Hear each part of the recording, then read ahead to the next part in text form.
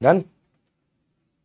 Hello बच्चों, कैसे हैं आप सब? आई होप आप लोग बिल्कुल बढ़िया होंगे, बिल्कुल मजे में होंगे। तो भाई लोग, स्वागत है आप सब लोगों का हमारे चैप्टर केमिकल बॉन्डिंग के लेक्चर नंबर 3 में।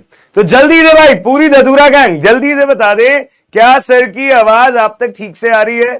क्या सर आपको सही से दिखाई दे रहे हैं, सुनाई दे रहे हैं? जल्दी जल्दी प्लीज बताएं, जल्दी जल्दी प्लीज बताएं भाई। हाँ जी, good morning good morning good morning good morning जनता, व्हाट्सअप। हाँ भाई, भारत बंद है बट हमारी क्लास अभी भी ऑन है ना? आपको घर से बैठ के पढ़ना है तो भारत बंद हो या खुला हो आपको क्या फर्क पड़ता है? राइट, पढ़ो यार बैठ के, पूरे टाइम छुट्टी की बातें करा लो तुमसे हैं। Good morning good morning good morning good morning. Yes guys, आवाज ठीक से आ रही है?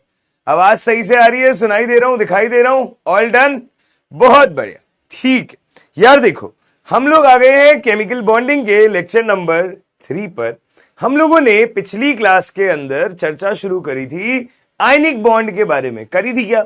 राइट, आई होप आपको अच्छे से समझ भी आया होगा कि भैया धनायन और ऋणायन के बीच में जब कोई स्थिर वैद्युत आकर्षण लगता है उसकी वजह से वो एक दूसरे के साथ बंध जाते हैं, और ऐसे बॉन्ड को क्या कहते हैं? आयनिक बॉन्ड कहते हैं। मैंने आप लोगों को एक बार, आवाज सही नहीं आ रही है सर, आवाज देखना एक बारी। हाँ जी, मैंने आप लोगों को क्या बोला था? मैंने आप लोगों को ये बोला था कि जो आयनिक बॉन्ड से यौगिक बनते हैं जनरली वो धातु और अधातु के बीच में बनता है। अमोनियम आयन एक अपवाद है, वो बात भी आपको बता दी थी, ठीक है। मैंने आपको यह भी कहा था कि एक अच्छा आयनिक आबंध बनाने के लिए आपकी आयनन एंथैल्पी कम होनी चाहिए और इलेक्ट्रॉन बंधुता हाई होनी चाहिए। इलेक्ट्रॉन बंधुता हाई होने का मतलब है ईजीई का मान बिना साइन के हाई होना चाहिए। अगर मैं विद साइन बोलूं तो उसको क्या कहूंगा? अगर मैं विद साइन बोलूं तो उसको मैं क्या बोलूंगा? न्यून होना चाहिए। राइट, सही बात है, ये चीज है भाई। ऑल राइट, ठीक है, तो इस चीज का ध्यान रखना, विद साइन और विदाउट साइन क्या है। हाँ जी सर, आपका बर्थडे, हाँ भाई आने तो वाला है यार, कब आने वाला है? आवाज तो ठीक आ रही है भाई? मजे ले रहे हो यार तुम मास्टर के, मतलब बिना मतलब के हैं। सुबह सुबह मतलब बस कोई कहता है वॉइस नहीं आ रही, कोई कहता है दिखाई नहीं दे रहा, कोई कहता है सुनाई नहीं दे रहा। गजब, मतलब गजब। वॉइस एकदम ठीक आ रही है भैया। यस, हाँ जी, क्या चल रहा है, क्या चल रहा है, क्या चल रहा है? हाँ जी, बढ़िया बढ़िया बढ़िया। अच्छा ठीक है, बस भाई हो गई गुड मॉर्निंग, बहुत सारी गुड मॉर्निंग हो गई भाई।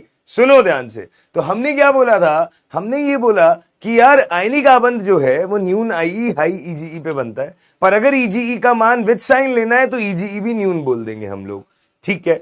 फिर मैंने आपको ये सिखाया कि आयनिक यौगिक जालक की फॉर्म में रहते हैं, है ना? आयनिक यौगिक जो है वो किस फॉर्म में रहते हैं? जालक की फॉर्म में रहते हैं। और जालक क्या होता है? धनायन और ऋणायन का एक 3D अरेंजमेंट। धनायनों और ऋणायनों का एक 3D अरेंजमेंट जो होता है वो कहलाता है जालक, और उसके दौरान उसको बनाने में जो ऊर्जा लगती है उसे क्या कहते हैं? जालक ऊर्जा कहते हैं या जालक एंथैल्पी कहते हैं। ठीक है जी, यहां तक सारी बात सही है। अब सुनो ध्यान से, अभी हम करते हैं चैट को ऑफ और शुरू करते हैं आज की सभा की बातचीत। शुरू करते हैं आज की सभा की बातचीत, ठीक है जी, ध्यान से सुनिएगा। आज की क्लास में हम क्या करने वाले हैं बेटा? आज की क्लास में हम जालक एंथैल्पी के बारे में थोड़ा डिटेल में डिस्कशन करेंगे, इसके कुछ अच्छे अच्छे सवाल देखेंगे, ठीक है। जालक एंथैल्पी के बारे में डिटेल में डिस्कशन करेंगे, इसके कुछ बढ़िया सवाल देखेंगे। जब जालक एंथैल्पी का डिस्कशन हो जाएगा तब हम लोग बात करेंगे, यहीं पे एक और टॉपिक आता है जिसे कहते हैं जल योजन एंथैल्पी। यहीं पे एक और टॉपिक आता है जिसे कहते हैं जल योजन एंथैल्पी, ठीक है, बढ़िया। जब ये भी हो जाएगा तो इन दोनों की कंबाइंड प्रैक्टिस करके हम लोग शुरू करेंगे सहसंयोजी आबंध। हम लोग शुरू करेंगे सहसंयोजी आबंध।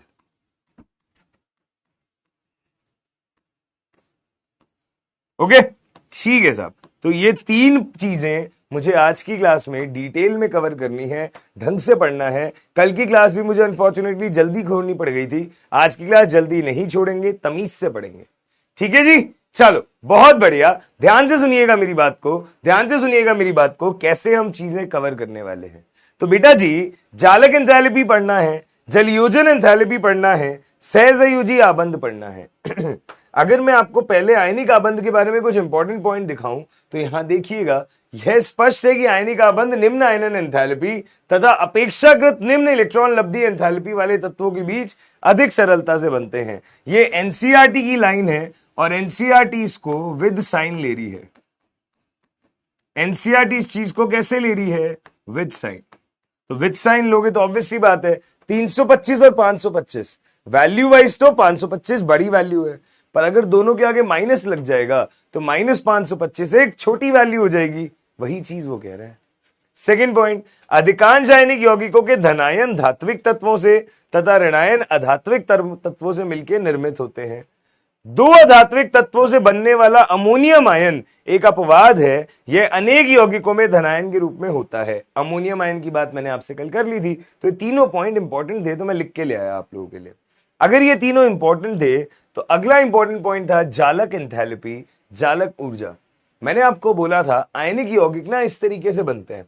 इसके अंदर आप देख पा रहे होंगे, आपको हमेशा से पता रहा है कि ऋणायन का आकार बड़ा होता है धनायन से। तो ये है आपका ऋणायन और ये है आपका धनायन। ठीक है, ये जो ब्लू वाले हैं छोटे छोटे, ये हैं आपके धनायन और ये हैं आपके ऋणायन। ठीक है, समझ में आती है क्या बात? ठीक है, ये जो बड़े आकार वाले हैं ये है ऋणायन, जो छोटे आकार वाले हैं वो है धनायन। बात समझ आई? बहुत अच्छी बात है। अगर ये समझ में आया तो मुझसे ध्यान से एक बात सुनना, जो जालक एंथैल्पी होती है ना, इसकी दो तरीके की डेफिनेशन है अगर आप अच्छी फॉरेन बुक्स को देखते हो तो। अब आप तो ऑब्वियसली नहीं देखोगे तो मैं ही दिखवा रहा हूं। जालक एंथैल्पी एक जनरल टर्म है बेटा, समझने की कोशिश करिएगा। जालक एंथैल्पी जो है एक जनरल टर्म है। अगर ये एक जनरल टर्म है तो यहां पे दो तरीके की एंथैल्पी हम पढ़ते हैं। एक होती है जालक निर्माण एंथैल्पी,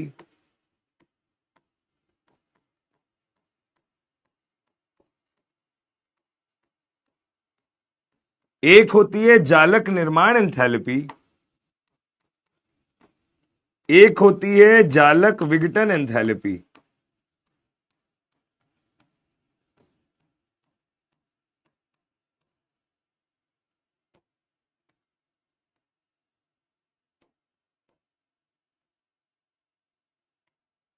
ठीक है, एक है जालक निर्माण एंथैल्पी, एक है जालक विघटन एंथैल्पी। ठीक है जी, एक है जालक निर्माण एंथैल्पी, एक है जालक विघटन एंथैल्पी। जालक निर्माण एंथैल्पी मतलब जालक को बनाने में जो ऊर्जा उत्सर्जित होती है। जालक विघटन एंथैल्पी मतलब इस जालक को तोड़ के आयनों में कन्वर्ट करने में जो ऊर्जा लगती है। आप हमेशा ध्यान रखिएगा, जब नए आबंध बनते हैं, जब नए बॉन्ड बनेंगे, जब नए बॉन्ड बनेंगे तो ऊर्जा क्या होगी? उत्सर्जित, यानी कि मान कैसा होगा? नेगेटिव। और जब पुराने बॉन्ड टूटेंगे,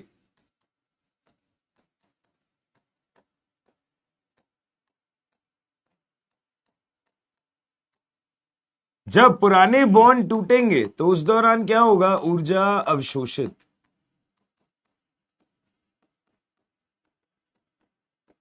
उस दौरान क्या होगा? ऊर्जा अवशोषित, यानी कि इसका मान क्या होगा? पॉजिटिव।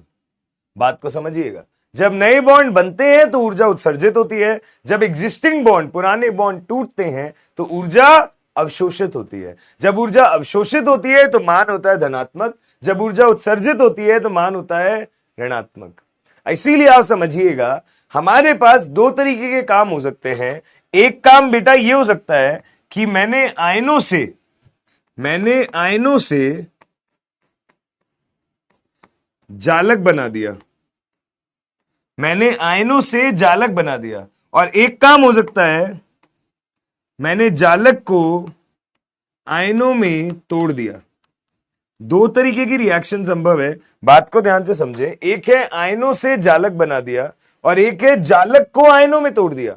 तो जब एक मोल जालक को उसके आयनों से मिलके ऐसा बनाया जाए, ध्यान से समझना, मेरे पास बहुत सारे ऐसे ब्लू वाले आयन थे, मेरे पास बहुत सारे ऐसे ऑरेंज वाले आयन थे, मैंने उन सारे धनायन और ऋणायनों को कंबाइन करके 1 मोल ठोस जालक बना दिया। तो जब धनायन और ऋणायनों के कॉम्बिनेशन से 1 मोल ठोस जालक बनाया जाए, इस दौरान जो ऊर्जा उत्सर्जित होती है उसे कहते हैं जालक निर्माण एंथैल्पी।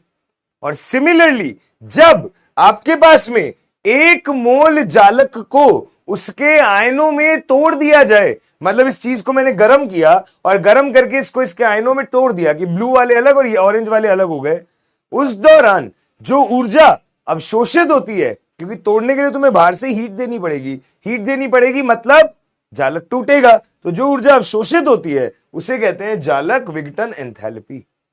उसे क्या कहते हैं? जालक विघटन एंथैल्पी। तो इस दौरान जो लैटिस एनर्जी होती है उसका मान होता है पॉजिटिव। इस दौरान जो लैटिस एनर्जी होती है उसका मान होता है नेगेटिव। अब आप ध्यान से देखिएगा, अगर आपको कुछ ना दिया हो कि कौन सी जालक एंथैल्पी है, तो आप हमेशा ये मानेंगे निर्माण वाली कि 1 मोल जालक बन रहा है, या फिर सवाल आपको क्वेश्चन में देगा कि वो तोड़ने की बात कर रहा है, विघटन की बात कर रहा है, क्या बात कर रहा है। तो अगर वो निर्माण या विघटन लिखता है तो बात अलग है, कुछ नहीं दिया हुआ तो आपको निर्माण ही मानना होता है, मतलब मान को ऋणात्मक ही लेना होता है। ठीक है, जैसे आपकी एनसीईआरटी डेफिनेशन में लिखती है कि 1 मोल जालक बनाने के लिए, ठीक है, जो होती है उसको जालक निर्माण एंथैल्पी कहते हैं, और 1 मोल जालक को तोड़ने में जो लगती है उसे जालक विघटन एंथैल्पी बोलते हैं। तो ये है पॉजिटिव, वो है नेगेटिव। बात समझ में आई क्या? कोई दिक्कत, कोई समस्या, कोई परेशानी? अब जब ये समझ में आई तो आपको ये बात पता है कि धनायन होते हैं और ऋणायन होते हैं। अगर धनायन और ऋणायन का कॉम्बिनेशन है तो हम यहां पे फट से ये बात बोल देते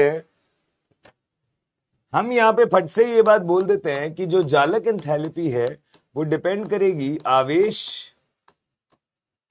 अपॉन आकार पर,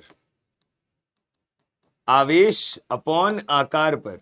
ठीक है जी, आकार बोले तो धनायन का प्लस ऋणायन का, है ना, यहां पे भी आ जाता है धनायन का इंटू ऋणायन का, इस तरीके से चीजें आती हैं।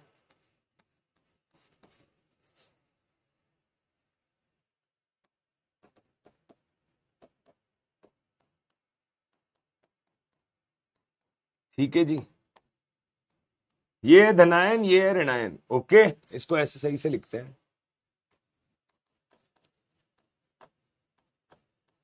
तो यहां आ गया धनायन का आकार इंटू ऋणायन का आकार, और डिवाइडेड बाय ये हो जाएगा धनायन और ऋणायन का, ये आवेश था और ये है आकार। तो हम बेसिकली आसान भाषा में ये कह सकते हैं कि जालक ऊर्जा जो है वो निर्भर करती है आवेश अपॉन आकार पर। जालक एंथैल्पी जो है वो निर्भर करती है आवेश अपॉन आकार पर। ठीक है जी, जालक एंथैल्पी जो है वो निर्भर करती है आवेश अपॉन आकार पर। कोई दिक्कत, कोई समस्या, कोई परेशानी? नहीं ना, कोई दिक्कत, कोई समस्या, कोई परेशानी नहीं है भाई। तो जालक एंथैल्पी का जो क्रम है वो इस चीज पर निर्भर करता है आवेश अपॉन आकार पर। अगर आवेश अपॉन आकार पर निर्भर करता है तो हम ये बात जानते हैं, जहां आवेश जितना ज्यादा होगा जालक एंथैल्पी का मान उतना ज्यादा होगा, जहां आकार जितना छोटा होगा जालक एंथैल्पी का मान उतना बड़ा होगा। सही है, क्योंकि आकार के व्युत्क्रम है। मैं आपको ना एक बहुत ही अच्छा नोट पॉइंट लिखवाना चाहता हूं और उसको मैं यूज करना चाहता हूं यहां के क्वेश्चंस में। आप ध्यान से देखिएगा, अगर आप आवर्त सारणी देखें, इसीलिए मैं आवर्त सारणी हमेशा अपने साथ लाता हूं क्लास में। अगर आप आवर्त सारणी देखें तो हम बोलेंगे ये लिथियम और मैग्नीशियम, और इसी तरह बेरिलियम और एल्यूमिनियम, इसी तरह ये जो है ये सारे के सारे विकर्ण में जो तत्व है हमारे, विकर्ण में जो तत्व है हमारे, इनमें कुछ ना कुछ गुणधर्म सेम होते हैं, कुछ ना कुछ गुणधर्म सेम होते हैं, और इनकी कुछ ना कुछ प्रॉपर्टीज मतलब सिमिलर होती है, और इनकी सिमिलर प्रॉपर्टी के चलते हम इस चीज को कहते हैं डायगोनल रिलेशनशिप। हम इस चीज को क्या कहते हैं? डायगोनल रिलेशनशिप, या फिर बेटा जी हम इसको कहते हैं विकर्ण संबंध। डायगोनल रिलेशनशिप, या फिर हम इसको कहते हैं भाई विकर्ण संबंध। बात समझ रहे हो? डायगोनल रिलेशनशिप या फिर विकर्ण संबंध। तो बेटा विकर्ण संबंध के चलते मुझे एक बात समझ में आती है कि लिथियम और मैग्नीशियम जो है इनका आकार ऐसा देखा जाता है कि लगभग क्या होता है? सिमिलर होता है।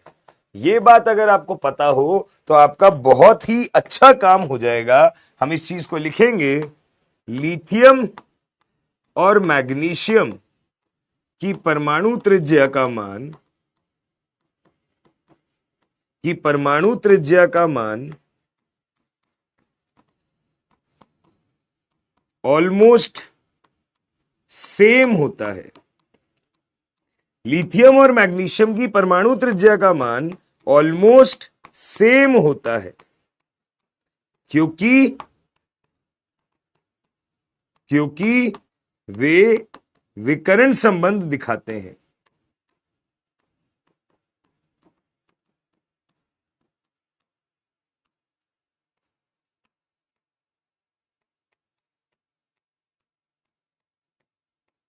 क्योंकि वे विकर्ण संबंध दिखाते हैं। इस चीज को अप्लाई कैसे करेंगे, ध्यान से देखना। इस चीज को अप्लाई कैसे करेंगे, ध्यान से देखना। हमने बोला question number 1, example number 1, Li2O MgO, Li2O MgO, इन दोनों में मुझे बताना है जालक एंथैल्पी का क्रम।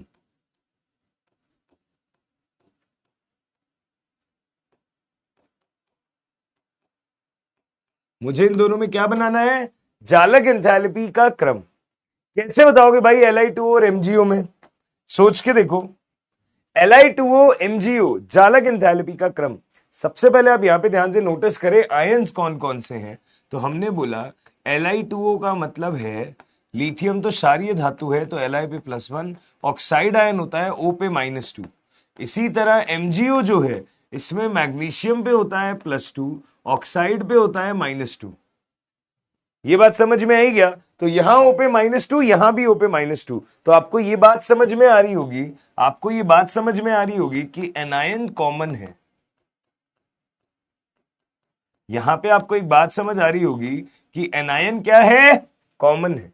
अगर एनायन कॉमन है तो चेंज होने वाला फैक्टर क्या है, धनायन। अगर धनायन चेंज होने वाला फैक्टर है तो ये Li+ और ये Mg+2। अब आप ध्यान से देखें, हमें ये बात पता है कि अगर Li+ और Mg+2 की बात है तो पहले हम यहां पे आवेश देख लें।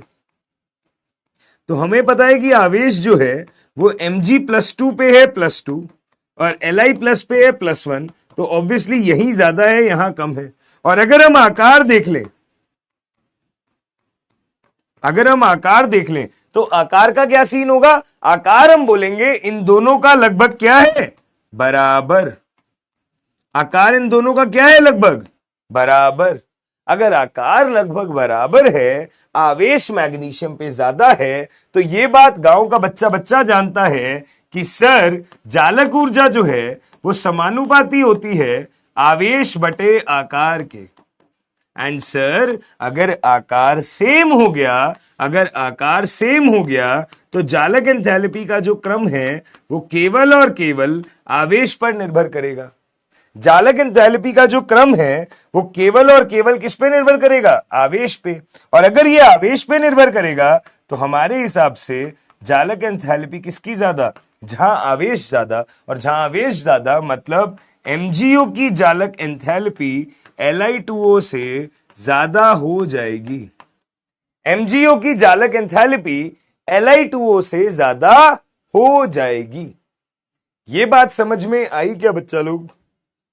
प्लीज मुझे बताएं, क्या ये बात समझ में आई क्या आप लोगों को?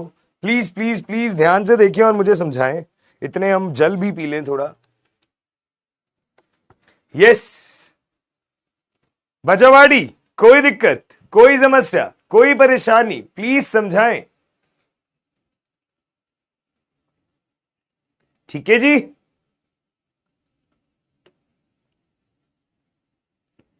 देखो ध्यान से, कोई भी प्रॉब्लम है तो बताओ, फिर और सवाल करते हैं, है ना?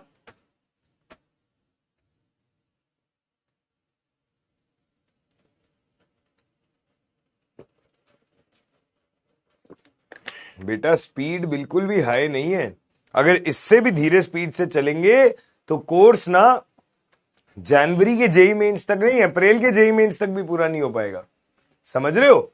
ठीक है, तो प्लीज स्पीड पे मत जाए, कॉन्सेप्ट पे देखें।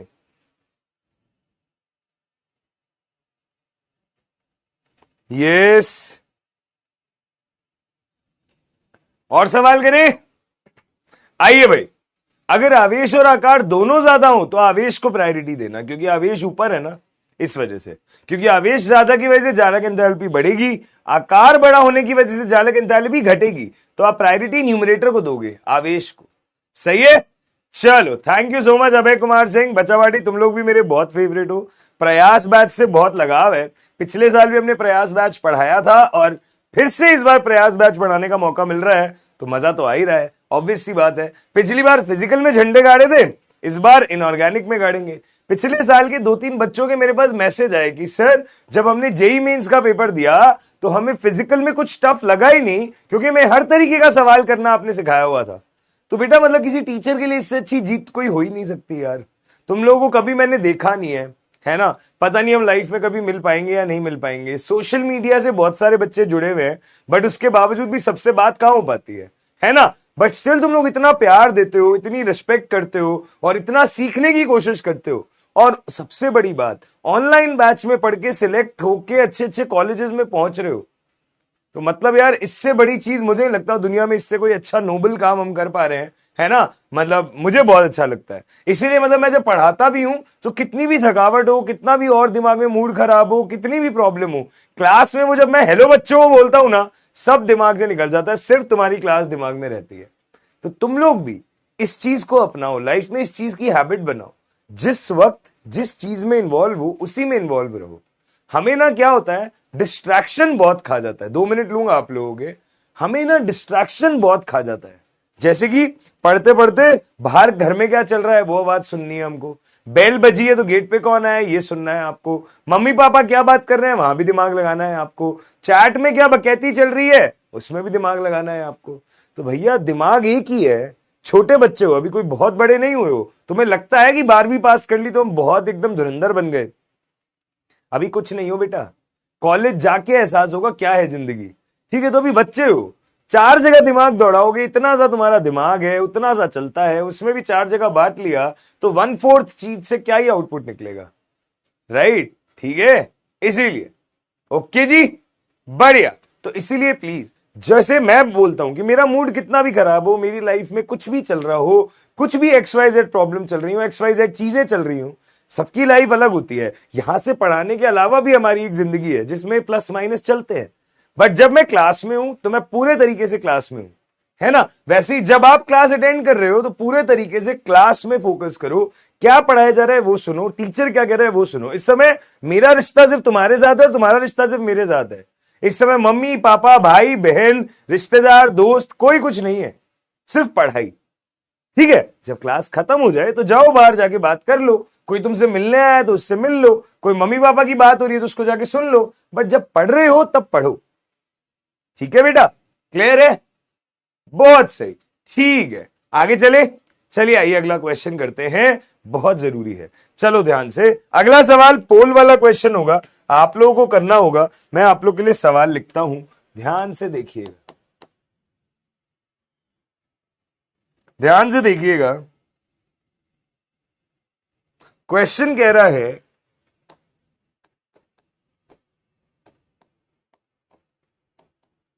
चालक ऊर्जा का सही क्रम,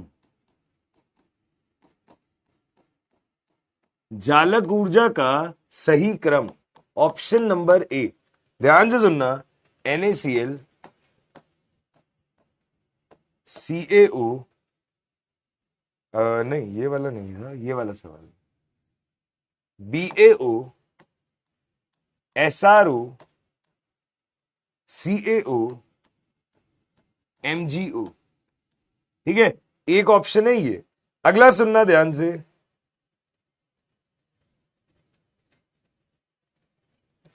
अरे यार क्या है, रियली सॉरी यार, बहुत सारा इसमें करेक्शन दिया था मैंने, वो करेक्शन हुआ नहीं है इस वजह से। बस ये फाइनल ऑप्शंस हैं आपके।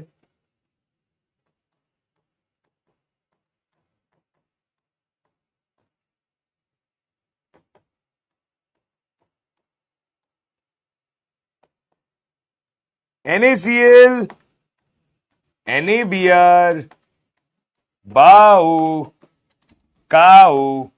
सही है जी। अगला ऑप्शन देखो ध्यान से, NaBr, NaCl,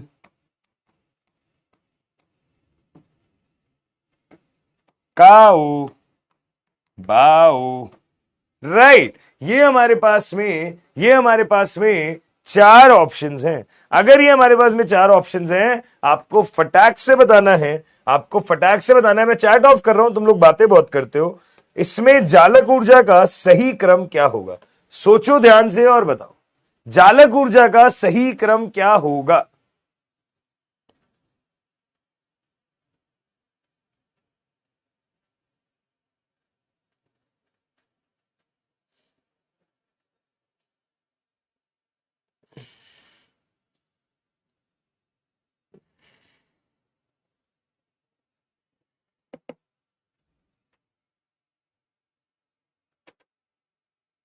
पूरा दिमाग लगा के अच्छे मन से क्वेश्चन को ट्राई करो एंड सही करने की कोशिश करो।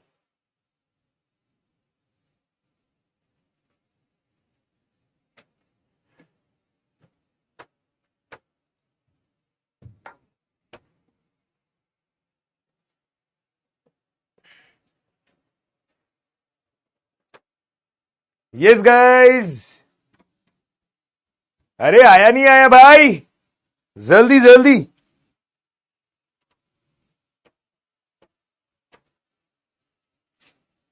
एक क्वेश्चन और करेंगे, इसके बाद फिर हम चलेंगे अगले टॉपिक पे, जल योजन एंथैल्पी। ठीक है, अगले सवाल पे चलेंगे, जल योजन एंथैल्पी अगला टॉपिक, छोटा टॉपिक है। उसके बाद आयनिक आबंध खत्म हो जाएगा, सहसंयोजी आबंध शुरू करेंगे। शेयरिंग की बातें मैं पिछली क्लास में ही कर चुका हूं, मैं थोड़ा उसके आगे चर्चा को शुरू करूंगा। ठीक है जी, चलो ध्यान से सुनना, आओ डिस्कस करेंगे यार। चलो, आई होप बहुत सारे बच्चों ने ट्राई कर लिया होगा, पोल भी समाप्त होने वाला है, हम डिस्कशन शुरू करते हैं। सुनिए भाई, जालक ऊर्जा का क्वेश्चन जैसे ही आ गया, आपके दिमाग में सिंपल सी बात आनी चाहिए, आवेश अपॉन आकार। बस अगर ये बात आती है तो आपका काम बन जाता है कि जालक ऊर्जा का क्रम समानुपाती होता है आवेश के, व्युत्क्रमानुपाती होता है आकार के। अगर ये वाली चीजें हैं तो आप ध्यान से देखिएगा, NaCl NaBr है, CaO और BaO है, तो हमें यह समझ में आ रहा है कि NaCl और NaBr के अंदर Na प्लस कॉमन है और CaO और BaO के अंदर ऑक्सीजन ऑक्साइड आयन कॉमन है ना? तो इन दोनों में अगर तुम देखोगे तो Na प्लस आपका कॉमन है, फर्क आएगा Cl माइनस और Br माइनस की वजह से। ठीक है, अगर आप यहां देखोगे तो ऑक्साइड आयन आपका कॉमन है, फर्क आएगा Ca+2 और Ba+2 की वजह से, फर्क आएगा Ca+2 और Ba+2 की वजह से। ठीक है जी, बहुत अच्छी बात है। अब हमने बोला Cl माइनस है और Br माइनस है, हमें आवेश लग रहा है सेम, Cl माइनस है Br माइनस है, आवेश है दोनों पे सेम। अगर आवेश सेम है तो आवेश वाली चीज तो फिक्स हो गई, आकार पे आंसर आएगा, जिसका आकार छोटा उसकी जालक एंथैल्पी ज्यादा। तो आकार छोटा Cl माइनस का है तो इसकी जालक एंथैल्पी ज्यादा होनी चाहिए। तो हमें यह समझ में आ रहा है कि यहां पे NaCl की जालक एंथैल्पी NaBr से ज्यादा, NaCl की जालक एंथैल्पी NaBr से ज्यादा। इसी प्रकार अगर मैं यहां बात करूं, ऑक्साइड आयन कॉमन है, कैल्शियम आयन और बेरियम आयन, इनमें आप देख पा रहे होंगे आवेश है सेम, इनमें हम देख पा रहे हैं आवेश क्या है, सेम।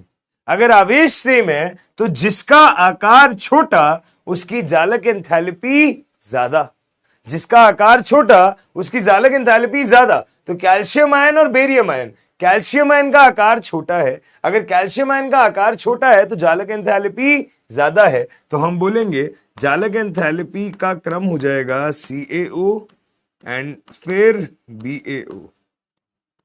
ये बात समझ में आ रही है? अब बात है सर, इन दोनों में कंपैरिजन समझ आ गया, इन दोनों में भी कंपैरिजन समझ आ गया, बट इन्हें आपस में कैसे कंपेयर करें?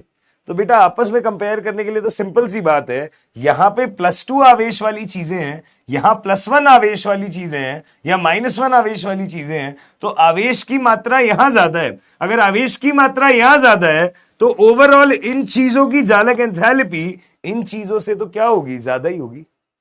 इन चीजों से तो क्या होगी? ज्यादा ही होगी। यानी कि ओवरऑल अगर चारों में कंपेयर करो तो +2 वाले इनसे जीतेंगे, और इन +2 वालों में भी कैल्शियम जीतेगा क्योंकि वो सबसे आगे है। तो सबसे आगे आएगा CaO, उसके पीछे आएगा BaO। सबसे आगे आएगा CaO, उसके पीछे आएगा BaO।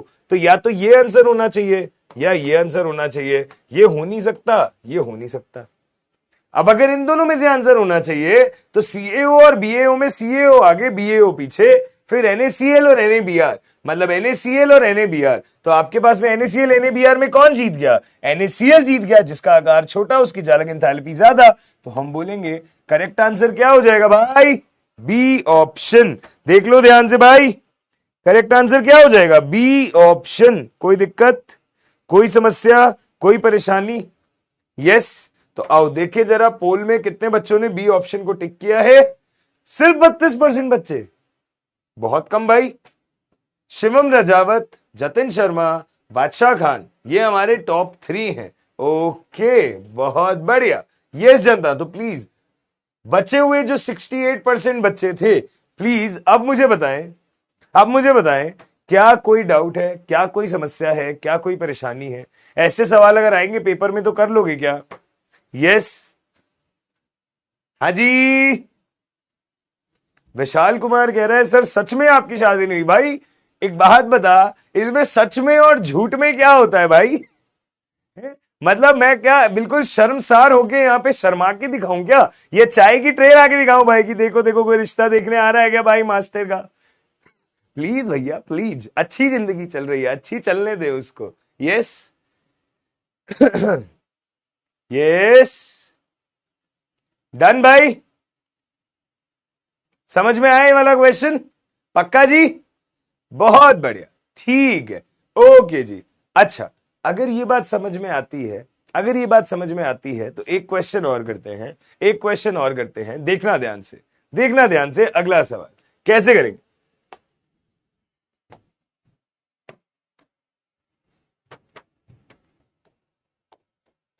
प्लीज देखिए ध्यान से, नेक्स्ट क्वेश्चन कैसे होगा। संजीव कुमार, बेटा रिपीट क्या करूं, मतलब क्या नहीं समझ आया? वो पार्ट बता, वो वाली चीज मैं रिपीट कर देता हूं। यस। आवेश कैसे निकालते हैं? बेटा आवेश तो क्षारीय धातुओं पे +1 होता है, क्षारीय मृदा धातुओं पे +2 होता है, ये बात हमें पता होती है। तो फिर बैलेंस कर लेते हैं संयोजकता, ये तो फिजिकल में पढ़ते हैं रिडॉक्स में, है ना? ठीक है, ध्यान से देखना एक और क्वेश्चन।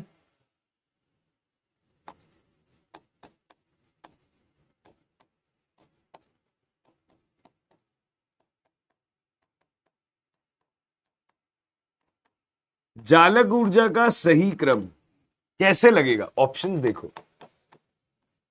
पहला ऑप्शन BaO,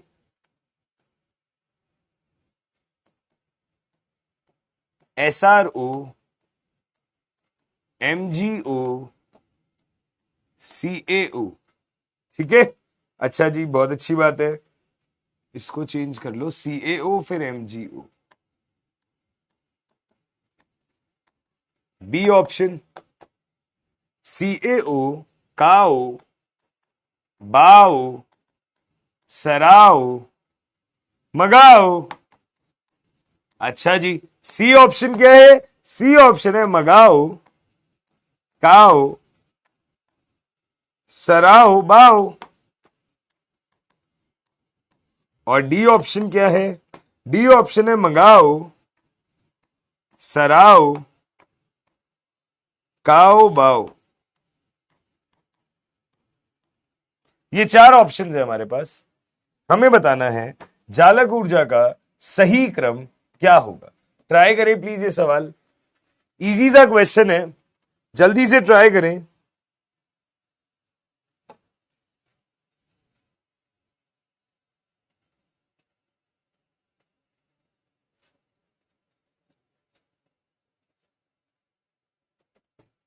हाँ जी, जल्दी से ट्राई करें भाई ये वाला क्वेश्चन। कोई दिक्कत, कोई समस्या, कोई परेशानी?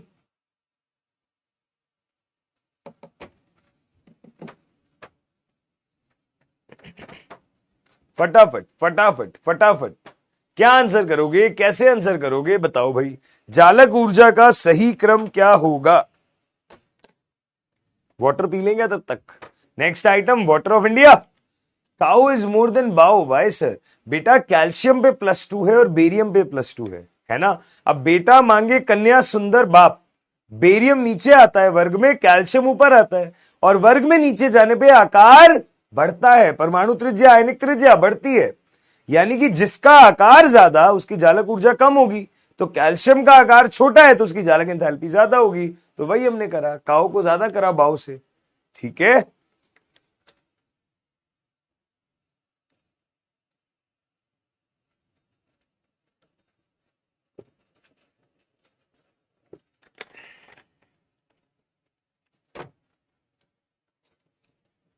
यस। यहां तक क्षारीय मृदा किस ब्लॉक में आता है? अभिषेक यादव, बेटा आपने आवर्त सारणी वाला चैप्टर नहीं पढ़ा क्या सर से? हाँ जी, ये सवाल कैसे कर रहा है मेरे लाल? इतना समय लगा के आवर्त सारणी पढ़ाया और तुमने यही पूछ दिया कि भैया मतलब क्षारीय मृदा धातुओं पे आवेश क्या होता है या कौन से वर्ग के होते हैं? मतलब बिल्कुल जीरो कर दिया पढ़ाना भाई। यस, ऐसे मत कर यार। हाँ जी, चलो 1 मिनट सोचने का मौका दिया करो, फिर पोल चलाया करो। बेटा पोल में एक्स्ट्रा समय इसलिए दिया जाता है ताकि सोच के चलाओ, अदरवाइज पोल को देख के क्या कोई टूना टोटका करोगे क्या उसके ऊपर कि बूम बम बड़ा बम आंसर आ जाएगा? दिमाग लगाओगे और आंसर टिक करोगे, उतना ही टाइम चलता है। जेई मेंस भी ऐसे ही चलता है। कैसी बात कर रहे हो भाई?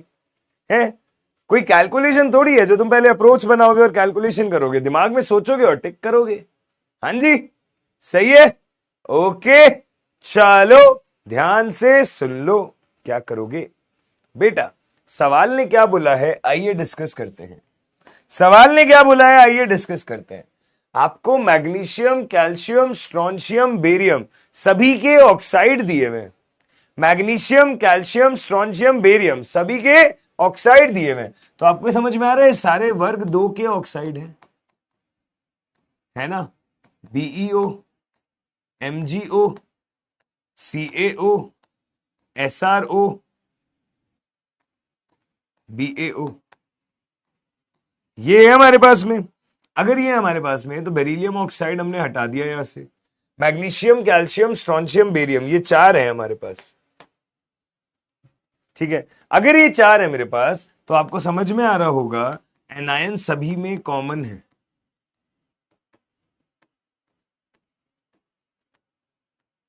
एनायन सभी में क्या है? कॉमन। अगर सभी में एनायन कॉमन है तो चेंज क्या होगा? केटायन। अगर चेंज होने वाला है धनायन तो ध्यान से सुनना, Mg+2, Ca+2, Sr+2, Ba+2। ठीक है, ये मेरे पास चारों धनायन है। अगर ये मेरे पास में चारों धनायन है तो अब हम क्या बोले, हमें ये पता है कि सारे के सारे कौन है? क्षारीय मृदा धातु जिन पे +2 आता है। अगर +2 आता है तो ये सारे के सारे एक ही वर्ग के हैं, और वर्ग में नीचे जाने पर आकार बढ़ता है। चाहे आयनी त्रिज्या हो, चाहे परमाणु त्रिज्या हो, चाहे कुछ भी हो, आकार वर्ग में नीचे जाने पर बढ़ता ही है। अगर आकार वर्ग में नीचे जाने पर बढ़ता है तो आपको पता है जालक ऊर्जा जो है वो समानुपाती होती है आवेश के, पर व्युत्क्रमानुपाती होती है आकार के। जालक एंथैल्पी या जालक ऊर्जा जो है वो समानुपाती होती है आवेश के और व्युत्क्रमानुपाती होती है आकार के। तो आवेश सभी में कॉमन है। अगर आवेश सभी में सेम है तो जालक ऊर्जा सब में आवेश पे तो डिपेंडेंट होगी नहीं, आकार पे डिपेंडेंट होगी। वर्ग में नीचे जाने पे आकार बढ़ता है, और जैसे जैसे आकार बढ़ेगा जालक एंथैल्पी क्या होगी? कम। जैसे जैसे आकार बढ़ेगा जालक एंथैल्पी क्या होगी? कम। यानी कि जालक एंथैल्पी का सही क्रम क्या होगा? MgO, CaO, SrO, BaO। ठीक है जी, क्रम सही क्या होगा? MgO, CaO, SrO, BaO। अगर ऐसा है MGO, CAO, SRO, BAO, तो आपका सही आंसर क्या हो जाएगा? सी ऑप्शन हो जाएगा क्या दोस्त? सी ऑप्शन हो जाएगा क्या दोस्त? अगर सी ऑप्शन हो जाएगा तो आपका करेक्ट आंसर आ गया सी। 59%। स्टिल थोड़े बच्चों ने बेटर किया है। ठीक है जी, जतिन शर्मा, बादशाह खान, प्रियांशु शाक्या, ये हमारे टॉप 3 रहे हैं इस टॉपिक पे। ठीक है जी, क्लियर है? तो जालक एंथैल्पी एक बार फिर से घर पे ढंग से सुने, एक बार एनसीईआरटी जरूर पढ़े, ठीक है? फिर से इस टॉपिक को रिवाइज करें। और बेटा एक चीज रूल बना लो, इनऑर्गेनिक केमिस्ट्री का भगवान है एनसीईआरटी। तो मेरे बिना कहे ये हैबिट आपकी होनी चाहिए कि जो भी टॉपिक आज सर ने क्लास में पढ़ाया उसको घर पे अपने नोट्स रिवाइज करने के बाद एक बार एनसीईआरटी से पढ़ना जरूरी है। चाहे सारी लाइंस तुम्हें आती हो, बट एक बार नजरों से निकाल लो, कोई भी लाइन तुम्हें लगता है अलग सी लग रही है, उसको अपने नोट्स में लिख लो। ठीक है? एनसीईआरटी पढ़ना बहुत जरूरी है, बहुत जरूरी है, बहुत जरूरी है। मैं बार बार कह रहा हूं, हमें एहसास भी नहीं होता एनसीईआरटी की एक एक लाइन से क्वेश्चन आते हैं, हमें पता भी नहीं चलता है पेपर में एनसीईआरटी की एक एक लाइन से सवाल आते हैं भाई। ठीक है? तो बहुत जरूरी है आपका ध्यान रखना है एनसीईआरटी के ऊपर। बहुत अच्छी बात है, अगर ये चीज समझ में आती है, अगर ये चीज समझ में आती है तो थोड़ा सा चीजों में आगे बढ़ते हैं। हमने जालक एंथैल्पी के बारे में बात अच्छे से कर ली, हमने आज का पहला टॉपिक बढ़िया से कवर कर लिया। बेटा टाइम नहीं मिलता तो निकालो, ठीक है? टाइम नहीं मिलता तो निकालो, टाइम निकालना पड़ेगा। सोना कम कर दो भाई, अब तो जनवरी आने वाला है, सितंबर, अक्टूबर, नवंबर, दिसंबर 4 महीने रह गए हैं। ठीक है? जनवरी अटेम्प्ट बहुत पास है, नवंबर दिसंबर तो पता ही नहीं चलेगा कैसे रिवीजन, टेस्ट सीरीज सब में निकलेगा। तो 4 महीने बचे सिर्फ तुम्हारी लाइफ के। ठीक है? इसके बाद तुम कुछ बन जाओगे। क्लियर है? जनवरी में अगर पेपर अच्छा हो गया तो एक स्ट्रॉन्ग मोटिवेशन आएगा अप्रैल के लिए और एडवांस के लिए। ठीक है? क्लियर है? तो कुछ भी करो, कुछ भी करो, सोना कम कर दो भाई, 6 की जगह 5 घंटे सो जाओ। पर एनसीईआरटी पढ़ने में कितना ही टाइम लगेगा भाई? मुश्किल से आधा घंटा, मुश्किल से आधा घंटा, इतना तो निकाल ही सकते हो यार। ठीक है? क्लियर है? बढ़िया है। आइए आगे बात करते हैं। एनसीईआरटी नहीं है तो ऑनलाइन मिल जाएगी दोस्त, इसमें कोई आज की डेट में इंटरनेट का जमाना है, मुश्किल तो कुछ नहीं है, खरीदने की जरूरत नहीं है। एनसीईआरटी ऑनलाइन है, आप क्लिक हो chemical bonding Hindi NCERT PDF, सबसे पहला लिंक खुल जाएगा तुम्हारे सामने। सही है? बढ़िया। आओ आगे बढ़ते हैं, अगला टॉपिक सुनना ध्यान से, जल योजन एंथैल्पी।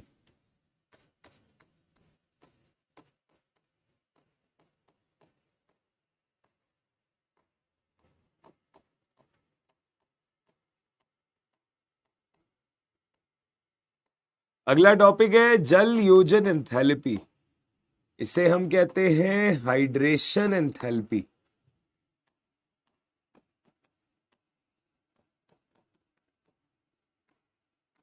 ठीक है? अगले टॉपिक का नाम है जल योजन एंथैल्पी, जिसे हम इंग्लिश में कहते हैं हाइड्रेशन एंथैल्पी। प्लीज बात को ध्यान से समझने की कोशिश करें, बात को ध्यान से समझने की कोशिश करें, क्या है ये टॉपिक। बहुत इंपॉर्टेंट है, प्लीज बात को ध्यान से समझना, गौर करना, आगे बढ़ेंगे। जल योजन एंथैल्पी, हाइड्रेशन एंथैल्पी, क्या कह रहा है ये टॉपिक, हमको समझने की कोशिश करते हैं। आइए बेटा, जल योजन वर्ड का क्या मतलब है? जल योजन वर्ड का मतलब होता है हाइड्रेशन।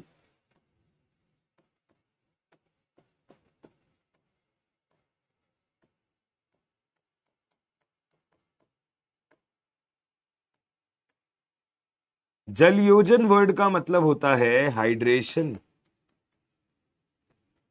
ठीक है? अगर जल योजन का मतलब होता है हाइड्रेशन तो इस बात की फील लो, हाइड्रेशन का क्या मतलब है। बेटा कभी कभी आपने देखा है नमक जो होता है उसमें नमी आ जाती है घर के अंदर, है ना? थोड़ा सा चिपचिप पानी का सा एहसास होता है, गिलगिला सा होता है, नमी आ जाती है। नमी का मतलब जल के अणु उस नमक से आके क्या हो गए हैं? चिपक गए। ठीक है? तो जब भी किसी आयनिक यौगिक को आप जल में डाल देते हो, ठीक है, या जल के अणु उससे आगे चिपकने लग जाते हैं, तो उसका क्या हो जाता है? जल योजन हो जाता है। कैसे हो जाता है जल योजन? हम ये कहते हैं कि जल के अणु उस आयनिक यौगिक के आयनों को अलग अलग आकर्षित करना शुरू कर देते हैं। क्या करना शुरू कर देते हैं बेटा? आकर्षित करना शुरू कर देते हैं। किस तरह शुरू कर देते हैं, ध्यान से सुनिएगा। हम ये बोलेंगे, पहले फंडा समझ लो फिर उसको प्रॉपर डेफिनेशन में लिखवाऊंगा। ये है ऑक्सीजन, ये है दोनों साइड हाइड्रोजन, ये है जल का एक अणु। ठीक है, जल ऐसा होता है, एक साइड बीच में ऑक्सीजन है और दोनों साइड आपकी क्या है, हाइड्रोजन। अब आपको यह समझ में आ रहा होगा कि वैद्युत ऋणता का अंतर है। मैंने आपको पढ़ाया था वैद्युत ऋणता सबसे ज्यादा फ्लोरीन की होती है, फिर ऑक्सीजन की होती है। तो ऑक्सीजन बहुत ज्यादा वैद्युत ऋणी है और उसके बहुत ज्यादा वैद्युत ऋणी होने की वजह से इस बॉन्ड के अंदर हाइड्रोजन पे आता है डेल प्लस और O पे आता है डेल माइनस। इसी तरह अगर आप इधर का बॉन्ड देखेंगे तो हम बोलेंगे इस बॉन्ड में भी हाइड्रोजन पे आता है डेल प्लस और ऑक्सीजन पे आता है डेल माइनस। बात को समझने की कोशिश करना, हाइड्रोजन पे आता है डेल प्लस, ऑक्सीजन पे आता है डेल माइनस, उस साइड भी हाइड्रोजन पे आता है डेल प्लस, ऑक्सीजन पे आता है डेल माइनस। तो ओवरऑल O पे काफी ज्यादा डेल माइनस है और H पे दोनों साइड काफी ज्यादा डेल प्लस है। अब सपोज करिए एक बीकर था जिसमें ऑलरेडी NaCl पड़ा था। ठीक है, एक सपोज करिए एक बात, एक बीकर था जिसमें ऑलरेडी आपके पास में ऐसे NaCl का पाउडर पड़ा था। बाहर से NaCl का पाउडर इसमें ऑलरेडी अंदर पड़ा था, बाहर से आपने इसमें क्या किया, जल के अणु ऐड करे। आपने इसमें क्या करे, जल के अणु ऐड करे। तो क्या होगा, तो बात को समझने की कोशिश करना बेटा। ये जो NaCl है ना, वो बीकर में ना इस तरीके से मौजूद होगा, Na plus Cl minus, Na plus Cl minus. कभी भी कोई आयनिक यौगिक ऐसे एक साथ जुड़ के नहीं रहता, ऐसे अपने अपने आयनों में रहता है। Na plus Cl minus, Na plus Cl minus, Na plus Cl minus, इस तरीके से बहुत सारे आयनों में बिखरा रहता है। अगर इस तरह से बहुत सारे आयनों के अंदर वो बिखरा रहता है तो अब हम क्या बोलेंगे, हाइड्रेशन का क्या मतलब है कि जब जल उस NaCl में आके घुल गया, अगर हाइड्रेशन हो रहा है, जल योजन हो रहा है, मतलब ये H2O है, ये चीज इसमें लाके आपने मिक्स कर दी। अगर H2O इसमें आएगा तो ध्यान से देखना क्या होगा, O का डेल माइनस Na के +1 की तरफ आकर्षित होगा, H का डेल प्लस के Cl माइनस की तरफ आकर्षित होगा, क्योंकि विपरीत आवेशों में आकर्षण होता है। अगर विपरीत आवेशों में आकर्षण होता है तो हमने बोला कि Cl माइनस इस तरीके से आकर्षित होगा। ठीक है, यहां Na प्लस जो है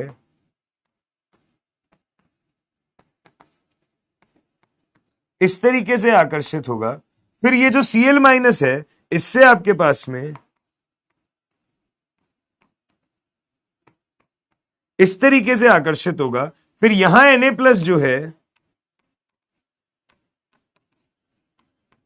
इस तरीके से आकर्षित होगा, फिर यहां जो HCl माइनस जो है वो इस तरीके से आकर्षित होगा। तो ऐसे हर आयन, चाहे धनायन हो चाहे ऋणायन हो, वो किसी ना किसी तरीके से आकर्षित होता है इस तरह जल के अणुओं से।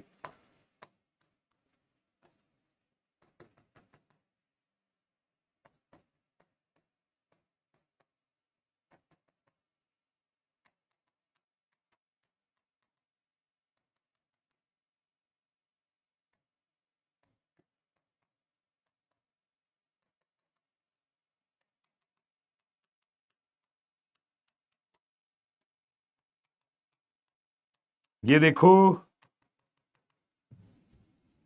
इस तरीके से हर जगह से, इस तरीके से हर जगह से हमारा धनायन और ऋणायन बीकर के अंदर जल के अणु हर जगह से उनको घेर लेंगे। अगर हर जगह से उसको घेर लेंगे, और एक एक ही नहीं बहुत सारे होंगे, यहां और जल के अणु होंगे और जल के अणु होंगे, इस तरीके से एक धनायन को हर जगह से, जैसे देखो मैं यहां दिखाता हूं, सिर्फ एक साइड से नहीं होता है, ऐसे होता है।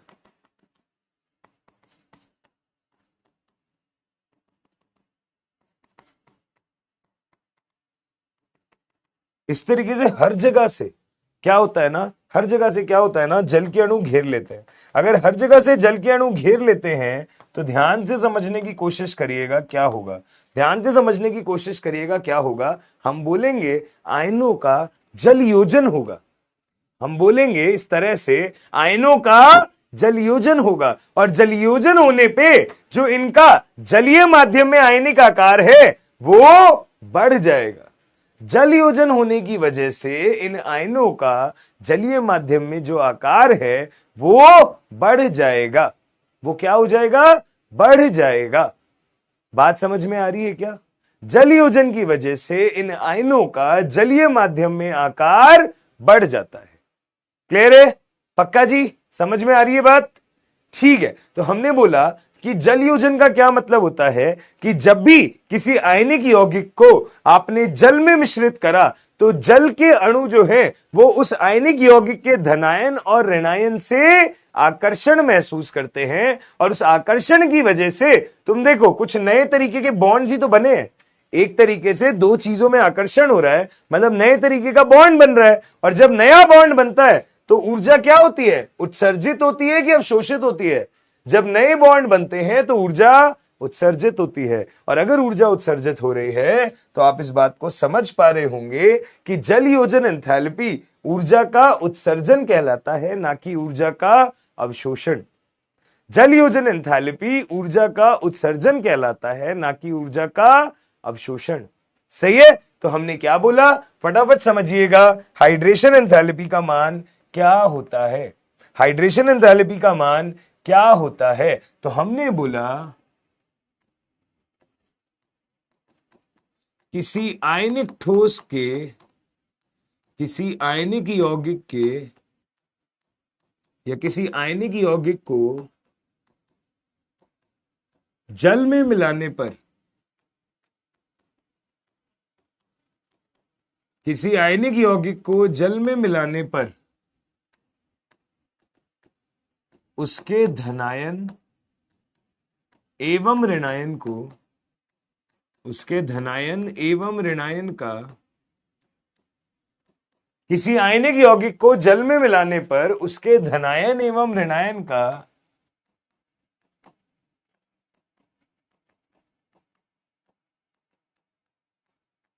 जल के अणुओं से आकर्षित होना,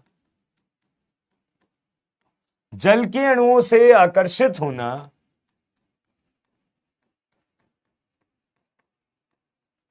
जल योजन एंथैल्पी कहलाता है।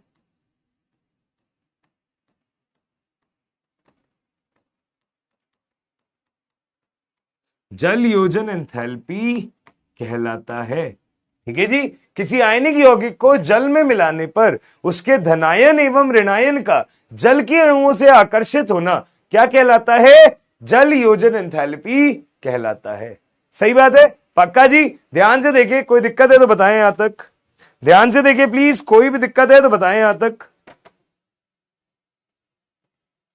यस, प्लीज ध्यान से देखो भाई।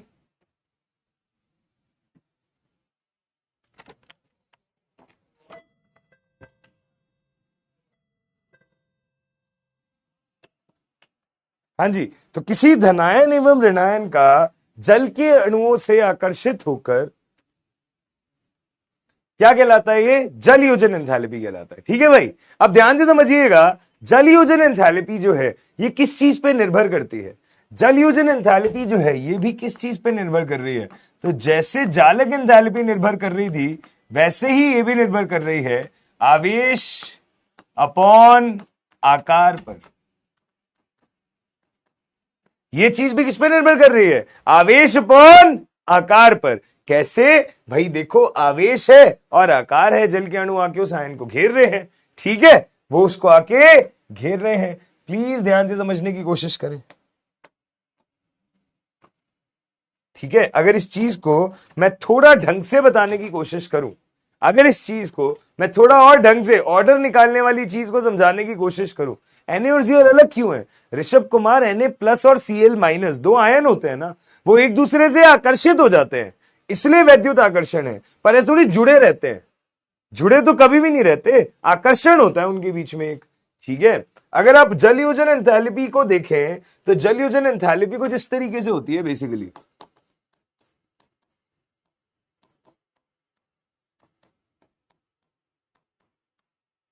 ये,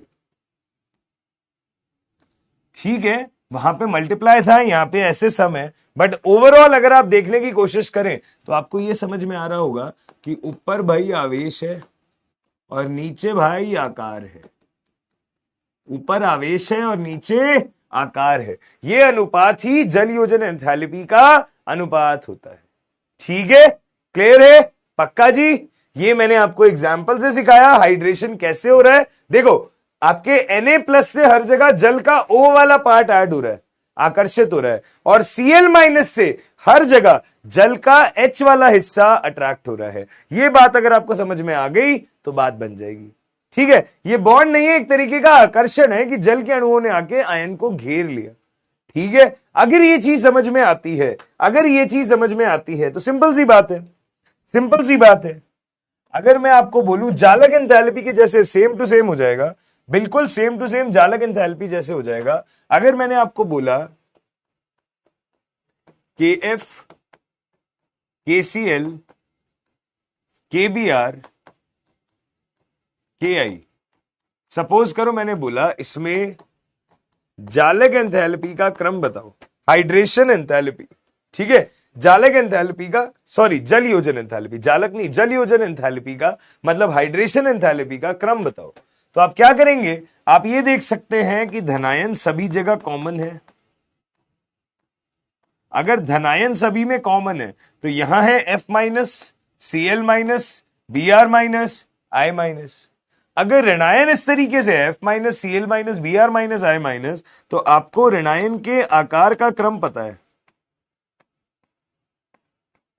आपको ऋणायन के आकार का क्रम पता है कि F-, Cl-, Br-, I-, ये सभी एक ही वर्ग के तत्व हैं और वर्ग में नीचे जाने पे आयनिक त्रिज्या बढ़ती है। वर्ग में नीचे जाने पे आयनिक त्रिज्या बढ़ती है। ठीक है, अगर इस तरीके से आयनिक त्रिज्या बढ़ती है, आकार बढ़ता है, तो जहां आकार बढ़ेगा वहां जल योजन एंथैल्पी का मान क्या होगा, कम होगा। तो हम बोलेंगे जल योजन एंथैल्पी का मान हो जाएगा सबसे ज्यादा KF, फिर KCl, फिर KBr और फिर KI। ठीक है, सबसे ज्यादा KF, फिर KCl, फिर KBr और लास्ट में KI। दिस इज जल योजन एंथैल्पी, दिस इज जल योजन एंथैल्पी का ऑर्डर। क्लियर है, कोई दिक्कत तो नहीं है। ये तो सब निकाल लेते हैं क्योंकि ऑर्डर सेम है, जैसे जालक एंथैल्पी के ऑर्डर होते थे वही जल योजन के होंगे। पर यहां पे एक नई चीज आपसे पूछी जाती है, वो हमें आपसे डिस्कस करनी है। एक नई चीज जो हमसे पूछी जाती है वो ये है कि भाई क्वेश्चन देखना, क्वेश्चन ये आता है कि सपोज करो मैंने बोला Li plus Na plus K plus rubidium plus caesium plus. Suppose करो ये मेरे पास धनायन है। ठीक है, अब मैंने आपसे पहला पार्ट क्या पूछा, मैंने आपसे पहला पार्ट पूछा आकार का क्रम। मैंने आपसे पहला पार्ट पूछा आकार का क्रम।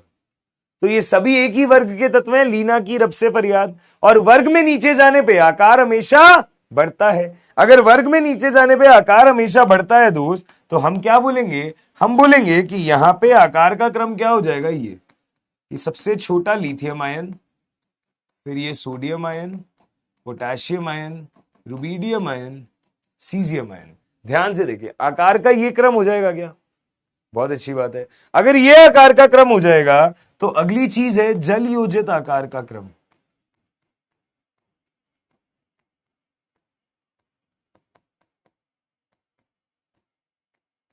अगली चीज है जल योजित आकार का क्रम। अगर मैं जल योजित आकार के क्रम की बात करता हूं यहां से, तो प्लीज बात को समझने की कोशिश करिए। वर्ग में नीचे जाने पे आकार बढ़ता है। अगर मैं जल योजित आकार की बात करता हूं तो ये चीज इससे अलग है, क्योंकि अगर मैंने नॉर्मल आकार बोला तो बेटा जी मैंने आपसे गैसीय अवस्था की बात करी है, इस बात को समझना। अगर मैंने नॉर्मल आकार बोला इसका मतलब मैंने आपसे गैसीय अवस्था की बात करी है। परंतु अगर मैंने जल योजित आकार की बात करी, अगर मैंने जल योजित आकार की बात करी तो इसका क्या मतलब होगा? जल योजित आकार का मतलब यह होता है कि हाइड्रेटेड मीडियम में जब जल के अणुओं ने आके उनको घेर लिया है तब आकार क्या होगा। तो बेटा एक बात सोचना, गैसीय अवस्था में Li+ का आकार है ये और Cesium+ का आकार है ये। बात समझ रहे हो? गैसीय अवस्था में Li+ का आकार ये है और Cesium+ का आकार वो है। तो आप इस बात को समझें, जिसका आकार गैसीय अवस्था में छोटा और जिसका आकार गैसीय अवस्था में बड़ा, अगर जल योजन होगा तो जल के अणु आके घेरेंगे। तो जिसका आकार छोटा होगा क्या उसको ज्यादा से ज्यादा जल के अणु आके घेरने की कोशिश करेंगे? जिसका आकार छोटा होगा क्या उसको ज्यादा से ज्यादा जल के अणु आके घेरने की कोशिश करेंगे? जबकि जिसका आकार बड़ा होगा उस पे जल के अणु कम आके बैठ पाएंगे। देखना ध्यान से, आएंगे तो सही बट कम आके बैठ पाएंगे। हमने बोला जिसका आकार छोटा होगा उसको ज्यादा जल के अणु आके घेर पाएंगे, जिसका आकार बड़ा होगा उसको कम जल के अणु आके घेर पाएंगे। इसलिए हम कहते हैं गैसीय अवस्था में जिस आयन का आकार, हम बोलते हैं गैसीय अवस्था में, गैसीय अवस्था में जिस आयन का आकार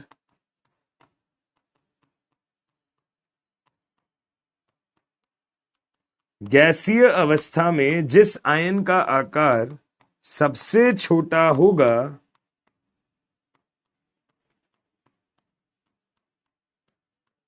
उसके जल योजन की मात्रा सर्वाधिक होगी। उसके जल योजन की मात्रा सर्वाधिक होगी।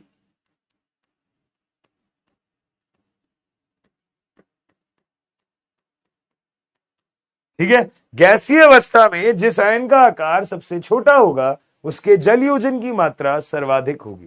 क्लियर है? बहुत अच्छी बात है। तो अगर गैसीय अवस्था में किसी आयन का आकार बहुत छोटा है तो उसके जल योजन की मात्रा हमने बोली सर्वाधिक है। अगर उसके जल योजन की मात्रा सर्वाधिक है, इसका क्या मतलब है?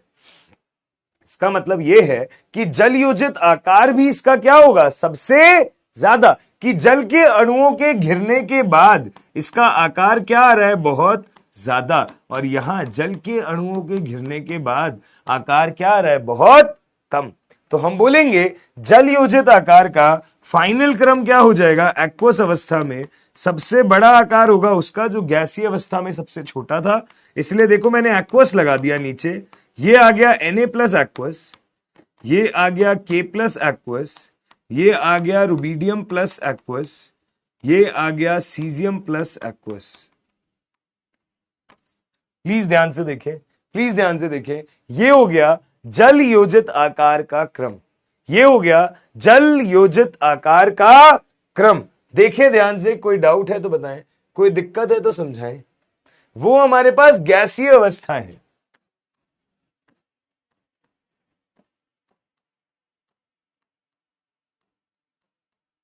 ये है गैसीय अवस्था और नीचे वाली है जलीय माध्यम वाली अवस्था। ध्यान से देख लो, कोई दिक्कत है तो बता दो। हाँ जी,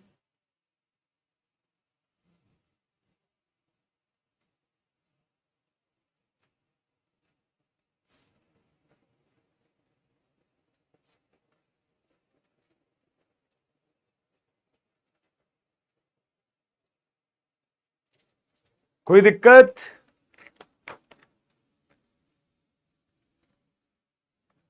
नहीं नहीं अविनाश बेटा, यही तो फिर जल योजन ऊर्जा की में बात होगी ना। जल योजित आकार से कोई मतलब नहीं होगा। AQ का मतलब होता है जलीय माध्यम, एक्वस। सही है, AQ का मतलब होता है जलीय माध्यम, एक्वस सॉल्यूशन। प्लीज देखिए ध्यान से।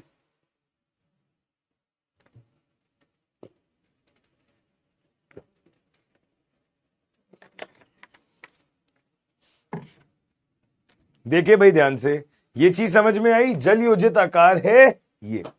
अब देखो ध्यान से, अब देखो ध्यान से क्या होगा अगर जल योजित आकार का केस समझ में आया।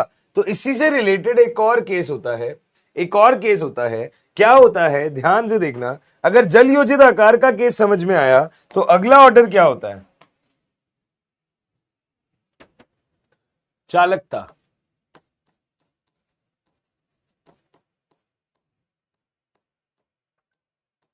अगला केस होता है चालकता। कब, जलीय माध्यम में, ऑब्वियसली। अगला केस होता है चालकता, और वो भी कब, जलीय माध्यम में। तो कैसे बताओगे चालकता जलीय माध्यम में? तो बेटा चालकता का क्या मतलब है, जो चल पाए ज्यादा दूर तक, है ना, जो वैद्युत धारा का प्रवाह करवा पाए, वही तो चालक होता है। एक अच्छा चालक, कंडक्टर कहते हैं इंग्लिश में, है ना। चालकता को इंग्लिश में कहते हैं कंडक्टेंस, आपने पढ़ा होगा वैद्युत रसायन चैप्टर, राइट। तो हम क्या कहते हैं, हम ये कहते हैं कि भाई जलीय विलयन में चालकता की भी बात कैसे करें। ऐसा आयन जिसपे बहुत ज्यादा जल के अणु घिरे हुए हैं, और एक ऐसा आयन जिसपे बहुत कम जल के अणु घिरे हुए हैं, दोनों में से कौन अच्छा चालक होगा, कौन बुरा चालक होगा? तो भाई सिंपल सी बात है, वो चालक अच्छा होगा जो ज्यादा जल्दी जल्दी मोशन कर पाएगा, दौड़ पाएगा, और दौड़ वो पाएगा जिसपे जल के अणुओं का भार क्या होगा, कम होगा, राइट। जिसका आकार बहुत बड़ा है, मतलब उस पर बहुत ज्यादा जल के अणु घिरे हुए हैं, और जिसपे बहुत ज्यादा जल के अणु घिरे हुए हैं उसका चलना तो बहुत ही मुश्किल हो जाएगा।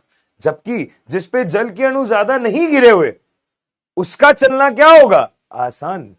जिसपे जल के अणु ज्यादा नहीं घिरे हुए उसका चलना क्या होगा, आसान। तो उसकी चालकता क्या होगी, ज्यादा। सही है। तो हम बोलते हैं कि भैया चालकता का क्रम हो जाएगा ये,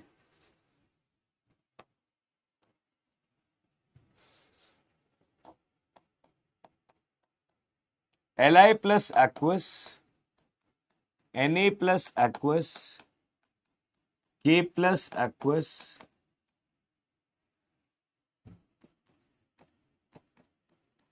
rubidium plus aqueous, caesium plus aqueous. ठीक है। तो जिस आयन का जलीय आकार बहुत छोटा होगा उसकी चालकता बहुत ज्यादा होगी। ये दो तीन बातें अगर आपको आती है करनी तो फिर कोई दिक्कत नहीं है, फिर तो चीजें आसान हो जाती हैं। ध्यान से समझिएगा, कोई दिक्कत है तो बताइएगा। ध्यान से समझिएगा, कोई दिक्कत है तो बताइएगा। बहुत आसान आसान बातें हैं, बहुत आसान आसान बातें हैं। प्लीज ध्यान से देखिए, प्लीज ध्यान से देखिए, कैसे बताओगे। यस, समझ में आई क्या बात, समझ में आई क्या बात? हाँ जी, यहां तक डन है क्या, यहां तक डन है क्या? कोई भी दिक्कत है तो बताएं। चालकता तक समझ में आया? और इसी के साथ विद ऑल रिस्पेक्ट आपका आयनिक आबंध का टॉपिक होता है खत्म। आयनिक आबंध का टॉपिक होता है खत्म। सही है। आयनिक आबंध हमने अच्छे से पढ़ा, हमने जालक क्या होता है अच्छे से समझा, हमने जल योजन क्या होता है अच्छे से समझा। जब जल योजन समझ में आ गया तो जल योजन की एंथैल्पी समझ में आ गई। जब जालक समझ में आ गया तो जालक की एंथैल्पी समझ में आ गई। हमें जल योजित आकार का क्रम समझ में आ गया, हमें चालकता का क्रम समझ में आ गया। यहां तक कोई दिक्कत, कोई समस्या, कोई परेशानी है, प्लीज बता दो। सब क्लियर है यहां तक? बहुत बढ़िया। अगर यहां तक बहुत बढ़िया मोहम्मद इस्तफाक, बहुत सही। अगर यहां तक सब कुछ क्लियर है तो आइए हम शुरू करें हमारा नया टॉपिक। ये क्या हो गया भाई?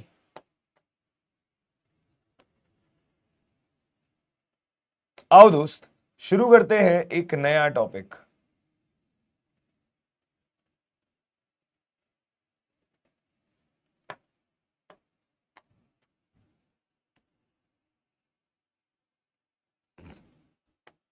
ओके, प्लीज गौर से देखिएगा, प्लीज ध्यान से देखिएगा कैसे करेंगे हम लोग। ठीक है, कैसे करेंगे चीजों को हैंडल। आइए अगला टॉपिक शुरू करते हैं। बहुत आसान टॉपिक है, बहुत आसान टॉपिक है, ध्यान से समझने की कोशिश करिएगा। कैसे करेंगे मैं आपको बताता हूं। हमारा अगला टॉपिक है सहसंयोजी आबंध। और बेटा ये टॉपिक आज शुरू हुआ है, आखिरी लेक्चर तक चलेगा। ये टॉपिक आज शुरू हुआ है, आखिरी लेक्चर तक चलेगा। क्योंकि आयनिक आबंध का बहुत ज्यादा पार्ट हमारे कोर्स में है नहीं, बट सहसंयोजी आबंध हमको डिटेल में पढ़ना होता है।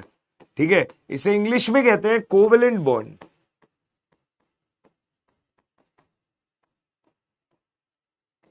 कहानी की तरह सुनना, ध्यान से समझना क्या होता है कोवेलेंट बॉन्ड। तो भाई देखो, मैं बार बार डेफिनेशन नहीं बताऊंगा, तुम बचपन से डेफिनेशन पढ़ते आ रहे हो, वो चीज तुमको पता है कि दो परमाणुओं के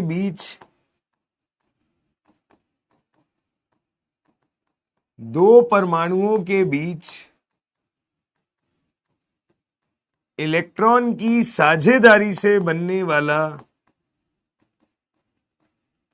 दो परमाणुओं के बीच इलेक्ट्रॉन की साझेदारी से बनने वाला रासायनिक आबंध, इलेक्ट्रॉन की साझेदारी से बनने वाला रासायनिक आबंध सहसंयोजी आबंध कहलाता है। इलेक्ट्रॉन की साझेदारी से बनने वाला रासायनिक आबंध सहसंयोजी आबंध कहलाता है।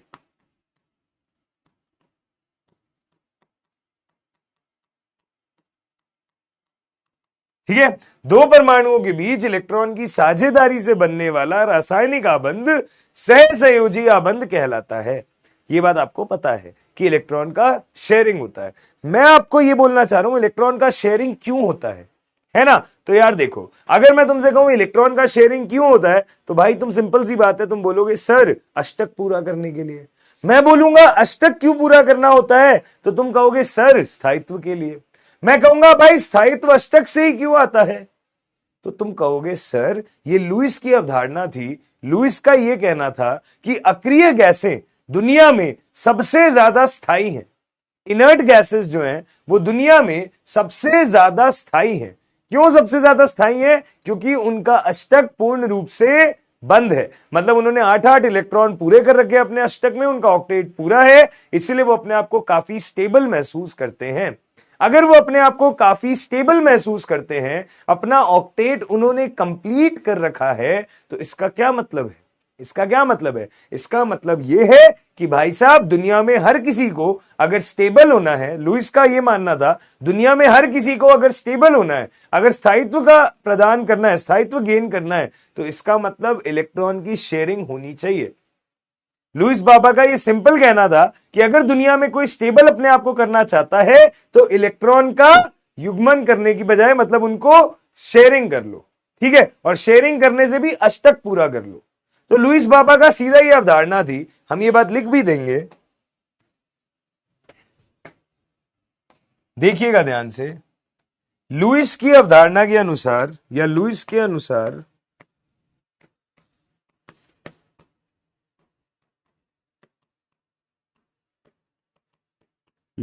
अनुसार दुनिया में अक्रिय गैसें या अक्रिय गैसों का स्थायित्व दुनिया में अक्रिय गैसों का स्थायित्व सबसे ज्यादा है। दुनिया में अक्रिय गैसों का स्थायित्व सबसे ज्यादा है क्योंकि उनका अष्टक पूरा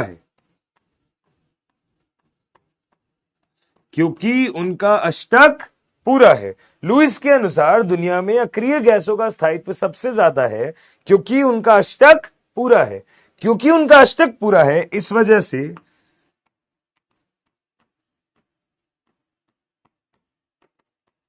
हर परमाणु को अणु बनाने के लिए,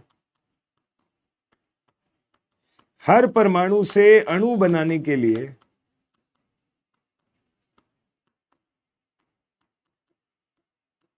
इलेक्ट्रॉन की शेयरिंग तब तक करनी चाहिए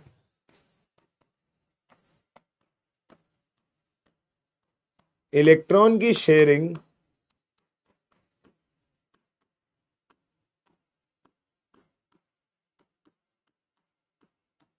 तब तक करनी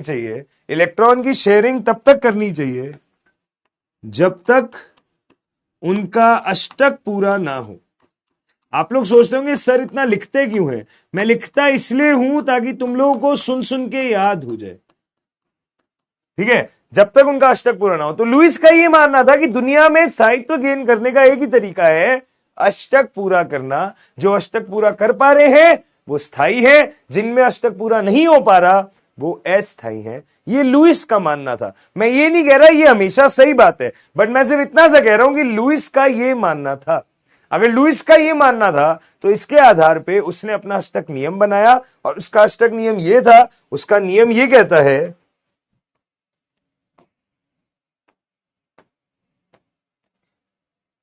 हाइड्रोजन एवं हीलियम अपना द्विलक पूरा करते हैं, यानी कि 2 इलेक्ट्रॉन की शेयरिंग करते हैं, एवं बाकी सारे तत्व अपना अष्टक पूरा करेंगे।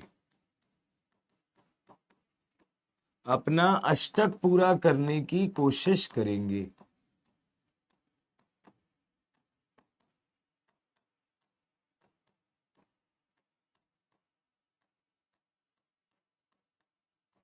ठीक है, अपना अष्टक पूरा करने की कोशिश करेंगे और उसके लिए इलेक्ट्रॉन की शेयरिंग करेंगे। ठीक है जी, अगर उस तरीके से इलेक्ट्रॉन की शेयरिंग करेंगे तो लुईस बाबा ने क्या बोला? लुईस बाबा ने बोला अच्छा इलेक्ट्रॉन की शेयरिंग करनी है तो सिंपल सी बात का ध्यान रखें, यदि 2 इलेक्ट्रॉन की शेयरिंग होती है, यदि 2 परमाणुओं के मध्य केवल 2 इलेक्ट्रॉन की शेयरिंग होती है तो कैसा आबंध बनता है? एकल आबंध। कैसा आबंध बनता है? एकल आबंध। अगर 4 इलेक्ट्रॉन की शेयरिंग होती है तो कैसा बॉन्ड बनता है? द्वि आबंध। अगर 6 इलेक्ट्रॉन की शेयरिंग होती है तो कैसा आबंध बनता है? त्रि आबंध। ठीक है, एग्जाम्पल भी हमारे पास, तो ये हो गया H2, ये हो गया O2 और ये हो गया N2, और ये आपको पिछली क्लास में मैंने समझाए भी थे। ऐसा नहीं है नया टॉपिक है, ये चीज आपको पिछली क्लास में सिखाई भी थी कि हाइड्रोजन और हीलियम अपना द्विलक पूरा करते हैं, बाकी सारे इस तरीके से शेयरिंग करते हैं। बहुत अच्छी बात है। इस शेयरिंग को समझने के लिए, इन संरचनाओं को समझने के लिए लुईस बाबा ने क्या बताई? Lewis dot structures. लुईस बाबा ने क्या बताई? Lewis dot structures. ध्यान से समझिएगा, लुईस बाबा ने बोला कि अष्टक पूरा कैसे करते हैं मैं आपको सिखाता हूं। आइए हम सब मिलके बनाएं लुईस डॉट संरचना। उसने बोला इलेक्ट्रॉन को डॉट से दिखाएंगे और कोई भी संरचना बनाएंगे और उसमें अष्टक पूरा करने की कोशिश करेंगे और वही स्थायी होगी। जैसे कि आइए मैं आपको समझाऊं। लुईस डॉट संरचना में उसने क्या बोला? उसने बोला जैसे सपोज करो मैं आपको बोलूं CO2 बनाओ। उसने बोला सपोज करो मैं आपको बोलता हूं CO2 बनाओ, तो CO2 आप कैसे बना के दिखाओगे मुझे? तो भाई हमने बोला कि ठीक है CO2 बनाना है, देख लो ये कार्बन है, ऑक्सीजन है, ऑक्सीजन है। तो सबसे पहली बात तो ये उठी कि कार्बन को बीच में क्यों रखा, ऑक्सीजन को साइड में क्यों रखा? सबसे पहली बात तो ये उठी कि कार्बन को बीच में क्यों रखा, ऑक्सीजन को साइड में क्यों रखा? हम क्या ऐसे ही बनाएंगे क्या? मेरा मन है मैं तो एक ऑक्सीजन बीच में रखूंगा, एक ऑक्सीजन साइड में रखूंगा और एक साइड में कार्बन रखूंगा। मतलब अगर मैं ये करना चाहूं तो ये नहीं कर सकता क्या? CO2 बनाना है, मैं ऐसे बना लूंगा। तो पहले लुईस बाबा ने बोला नहीं, ये लुईस डॉट संरचना बनाने के कुछ रूल है। क्या रूल है? उन्होंने बोला आपको पहचानना होगा केंद्रीय परमाणु और साइड परमाणु। क्या पहचाननी होंगी? 2 चीजें पहचाननी होंगी। एक होता है केंद्रीय परमाणु,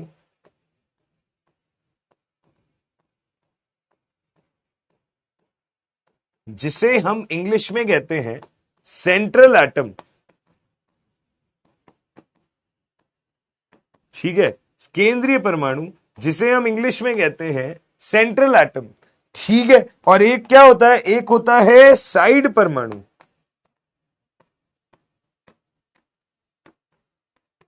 जिसे हम इंग्लिश में कहते हैं साइड एटम।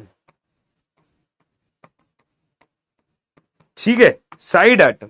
अब ये क्या होते हैं, कैसे होते हैं? तो बेटा जी सिंपल सी बात है, हम ये कहते हैं किसी अणु में जो परमाणु सबसे कम संख्या में हो, किसी अणु में जो परमाणु सबसे कम संख्या में हो या न्यून वैद्युत ऋणी हो, सबसे कम संख्या में हो या न्यून वैद्युत ऋणी हो। ध्यान से समझना, किसी अणु में जो परमाणु सबसे कम संख्या में हो या न्यून वैद्युत ऋणी हो, वह केंद्रीय परमाणु कहलाता है।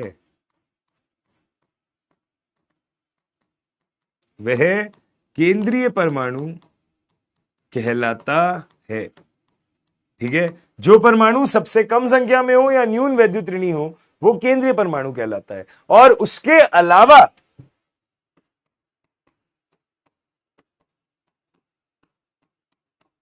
बचे हुए सारे एटम्स या बचे हुए सारे परमाणु साइड एटम्स कहलाते हैं।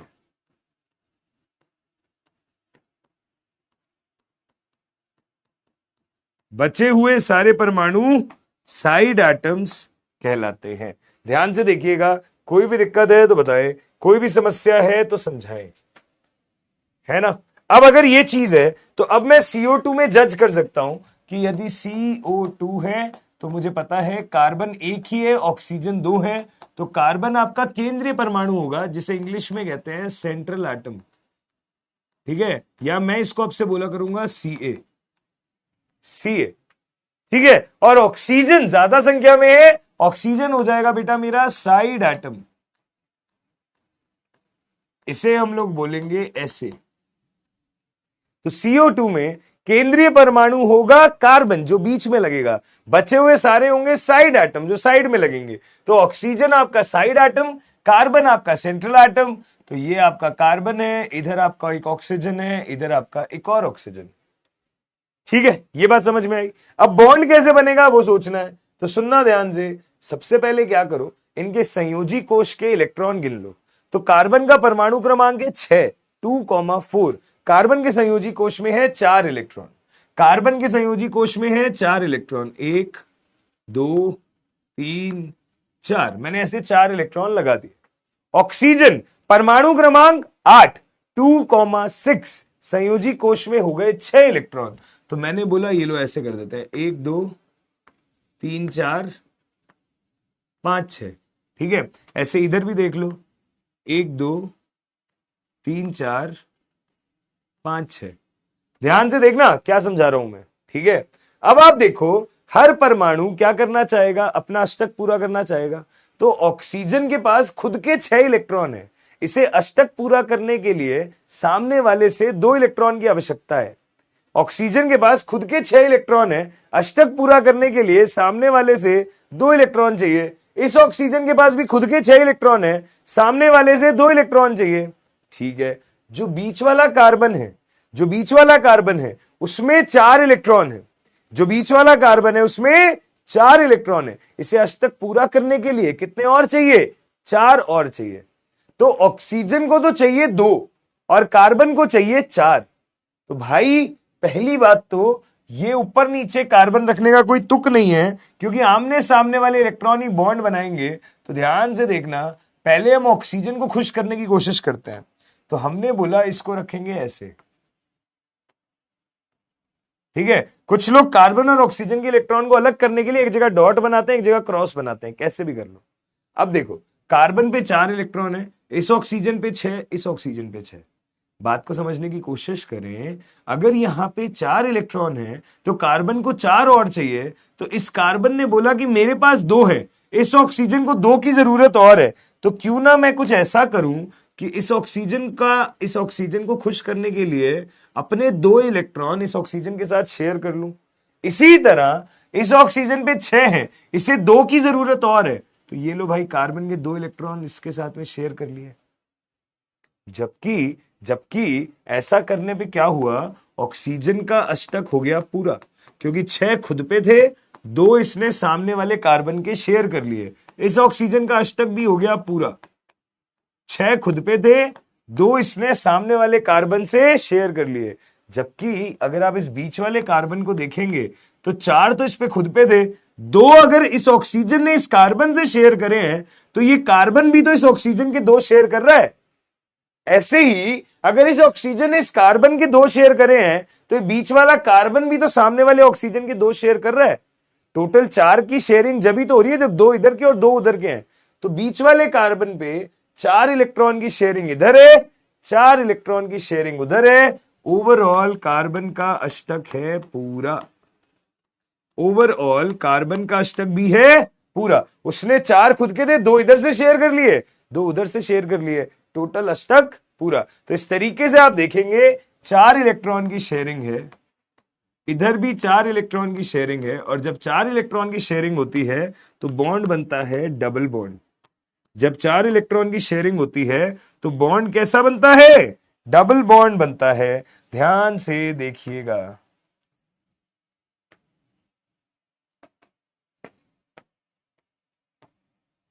डबल बॉन्ड बनता है, ध्यान से देखिएगा। अभी बात खत्म नहीं हुई है, अभी भी नोटिस करना कुछ बाकी है, अभी भी कुछ चीजें नोटिस करना बाकी है। ध्यान से देखिएगा, हमने बोला कि यदि हम इस बीच वाले कार्बन पे देखें तो 4 इधर 4 इधर, सारे इलेक्ट्रॉन बॉन्ड बना गए। इस ऑक्सीजन के 2 इलेक्ट्रॉन तो बॉन्ड में शामिल हैं, पर ये ऊपर वाला और ये नीचे वाला खाली पड़े हैं। ये क्या है? खाली पड़े हैं। इसी तरह इस ऑक्सीजन के ये इलेक्ट्रॉन बॉन्ड में शामिल है, ये ऊपर वाला और नीचे वाला इलेक्ट्रॉन युग्म जो है ये खाली पड़े हैं। अगर इस तरीके से चीज है तो बात को समझें कि ये जो इलेक्ट्रॉन बॉन्ड में काम आ रहे हैं, ये जो इलेक्ट्रॉन तुम्हारे बॉन्ड में जुड़े हुए हैं, है ना, ये इलेक्ट्रॉन जो बॉन्ड में जुड़े हुए हैं इन्हें हम क्या कहेंगे? Bond pairs. जो इलेक्ट्रॉन बॉन्ड में जुड़े हुए हैं इन्हें हम क्या कहेंगे? Bond pairs. ठीक है, हम इन्हें कहेंगे बॉन्ड युग्म, बंध युग्म।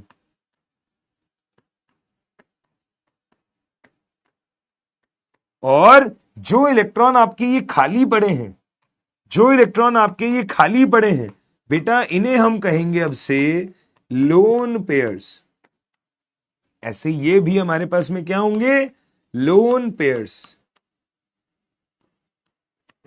बात को ध्यान से समझें तो हम बोलेंगे बीच वाले कार्बन और ऑक्सीजन के बीच में हमारे पास बॉन्ड पेयर्स है, और ये जो खाली इलेक्ट्रॉन रखे हुए हैं ये आपके लोन पेयर हैं। बताओ भाई, मुझे समझ में आई क्या लुईस डॉट संरचना? लुईस डॉट संरचना समझ में आई क्या? सहसंयोजी आबंध कैसे बनता है ये समझ में आया क्या? आईआईटीएन क्वीन, हाँ जी, डायगोनल रिलेशन केवल फर्स्ट और सेकंड पीरियड के बीच, इनफैक्ट सेकंड और थर्ड पीरियड के बीच के तत्वों के बीच में बनता है, सेकंड और थर्ड पीरियड के बीच। ठीक है, बताओ भैया, सिस्टम हैंग हो गया क्या? समझ में आ गया क्या? लोन पेयर क्या होता है, बॉन्ड पेयर क्या होता है? ध्यान से देखो, अब से बॉन्ड पेयर को हम शॉर्ट में बोला करेंगे बीपी। ब्लड प्रेशर नहीं है भाई, ये बॉन्ड पेयर है। और लोन पेयर को हम लोग शॉर्ट में बोला करेंगे एलपी। प्लीज ध्यान से देखें, कुछ भी पॉइंट आपको लिखने लायक लगता है उसको लिखें।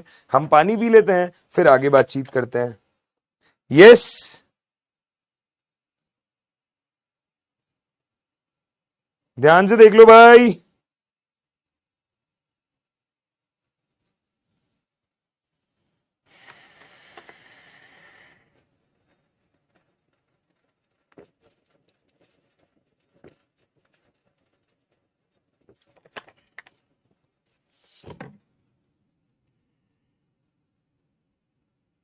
हाँ भाई,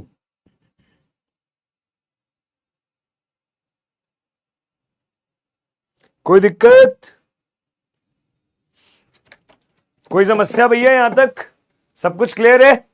बढ़िया बढ़िया, आगे चलें क्या? आगे चलें क्या? चलो आइए भाई आगे चलते हैं। एक एग्जाम्पल और देखते हैं, एक एग्जाम्पल और देखते हैं।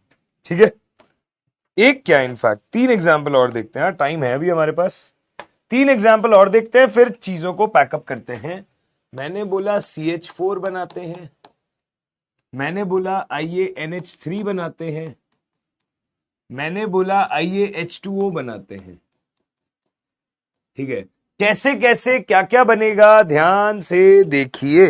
कैसे कैसे क्या क्या बनेगा, ध्यान से देखिए। एक चीज हमेशा ध्यान रखना, जब भी हाइड्रोजन बॉन्ड बना रहा हो किसी के साथ, तो ये चीज की गांठ बांध ले कि हाइड्रोजन कभी भी साइड एटम ही बनेगा, सेंट्रल एटम नहीं बन सकता। हाइड्रोजन कभी भी केंद्रीय परमाणु नहीं बन सकता। ये बात डन है, क्योंकि हाइड्रोजन के अंदर वो बात ही नहीं है जो किसी और में हो। तो हम बोलते हैं, इस चीज का ध्यान रखेंगे कि हाइड्रोजन कभी भी सेंट्रल एटम नहीं बन सकता, हमेशा साइड एटम ही बनेगा।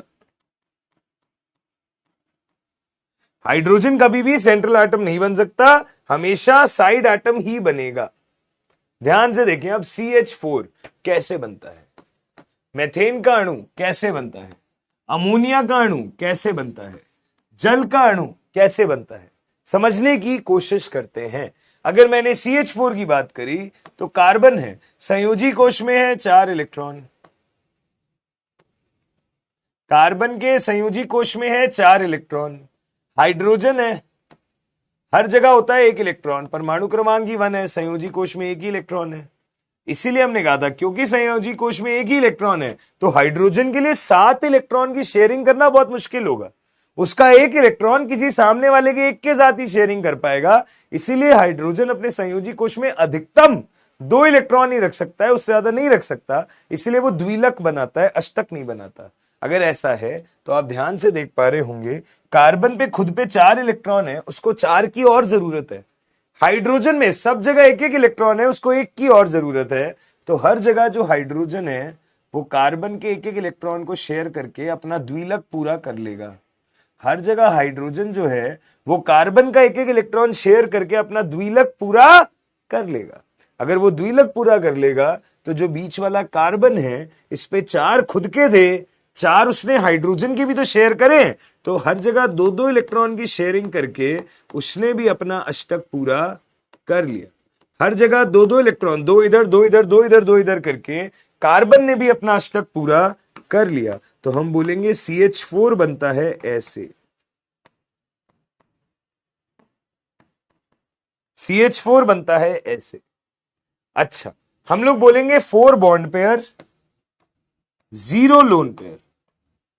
केंद्रीय परमाणु की बात हो रही है, ठीक है। कार्बन पर 4 बॉन्ड पेयर हैं, 0 लोन पेयर है। अगर हम NH3 बनाने की कोशिश करें, कैसे बनेगा? तो देखिए ध्यान से, नाइट्रोजन जो है संयोजी कोश में होते हैं 5 इलेक्ट्रॉन, 2,5 है इसका विन्यास। तो नाइट्रोजन है और 3 हाइड्रोजन है। अब ध्यान से सोचें, संयोजी कोश में है नाइट्रोजन के 5 इलेक्ट्रॉन, तो हम बोलेंगे 1 2 3 4 5। ठीक है। हाइड्रोजन के पास हर जगह है 1-1 इलेक्ट्रॉन। हाइड्रोजन के पास हर जगह है 1-1 इलेक्ट्रॉन। अगर हाइड्रोजन पे 1-1 इलेक्ट्रॉन है तो हाइड्रोजन को अपना द्विलक पूरा करने के लिए 1 इलेक्ट्रॉन की आवश्यकता और है। हाइड्रोजन को द्विलक पूरा करने के लिए 1 इलेक्ट्रॉन की आवश्यकता और है। ठीक है। तो इस तरीके से हर जगह पे हाइड्रोजन ने अपना द्विलक पूरा किया। इस तरीके से हर जगह पे हाइड्रोजन परमाणु ने अपना द्विलक पूरा किया। और अगर मैं नाइट्रोजन परमाणु की बात करूंगा, तो हम बोलेंगे कि हर जगह से द्विलक पूरा हो गया, पर नाइट्रोजन के पास 5 खुद पे थे, 1-1 उसने हाइड्रोजन का भी तो शेयर कर लिया, तो नाइट्रोजन का अष्टक पूरा हो गया। देखो भाई, 5 खुद पे थे, 3 की आवश्यकता थी, तीनों हाइड्रोजन से 1-1 शेयर कर लिया, 8 आ गए टोटल। अगर 8 आ गए टोटल, तो अमोनिया बनने में, दिखने में कैसा हो गया है? कुछ ऐसा हो गया है। यह है इसकी लुईस संरचना, और नाइट्रोजन पे ये एक है लोन पेयर जो खाली पड़ा था। तो आप बोलेंगे यहां पे नाइट्रोजन के क्या हाल है? 3 बॉन्ड पेयर 1 लोन पेयर।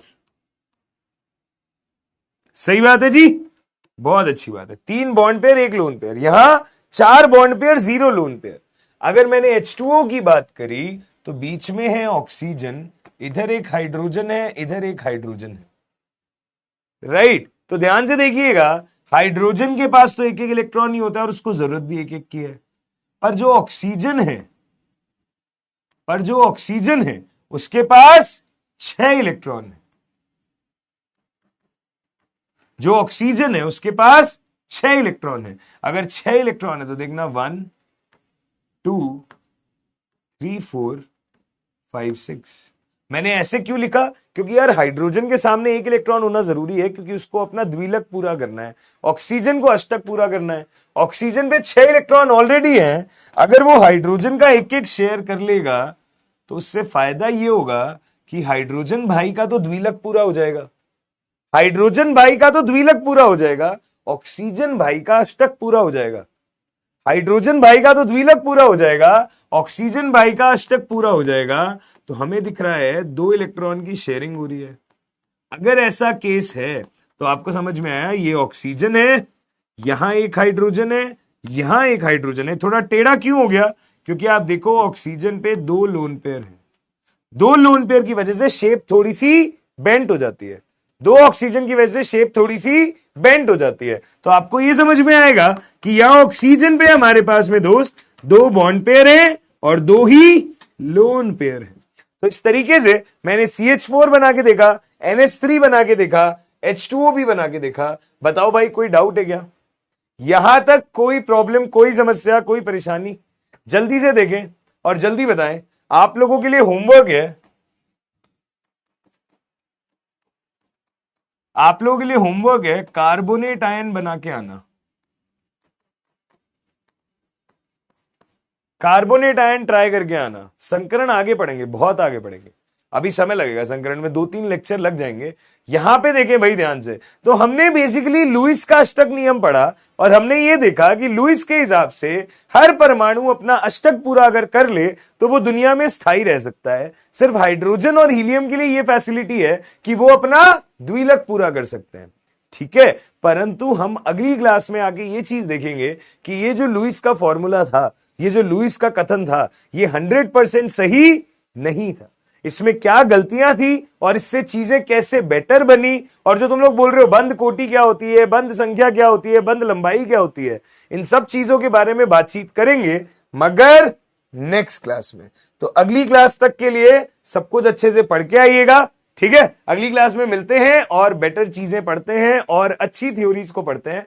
तब तक के लिए thank you so much, take care, bye bye.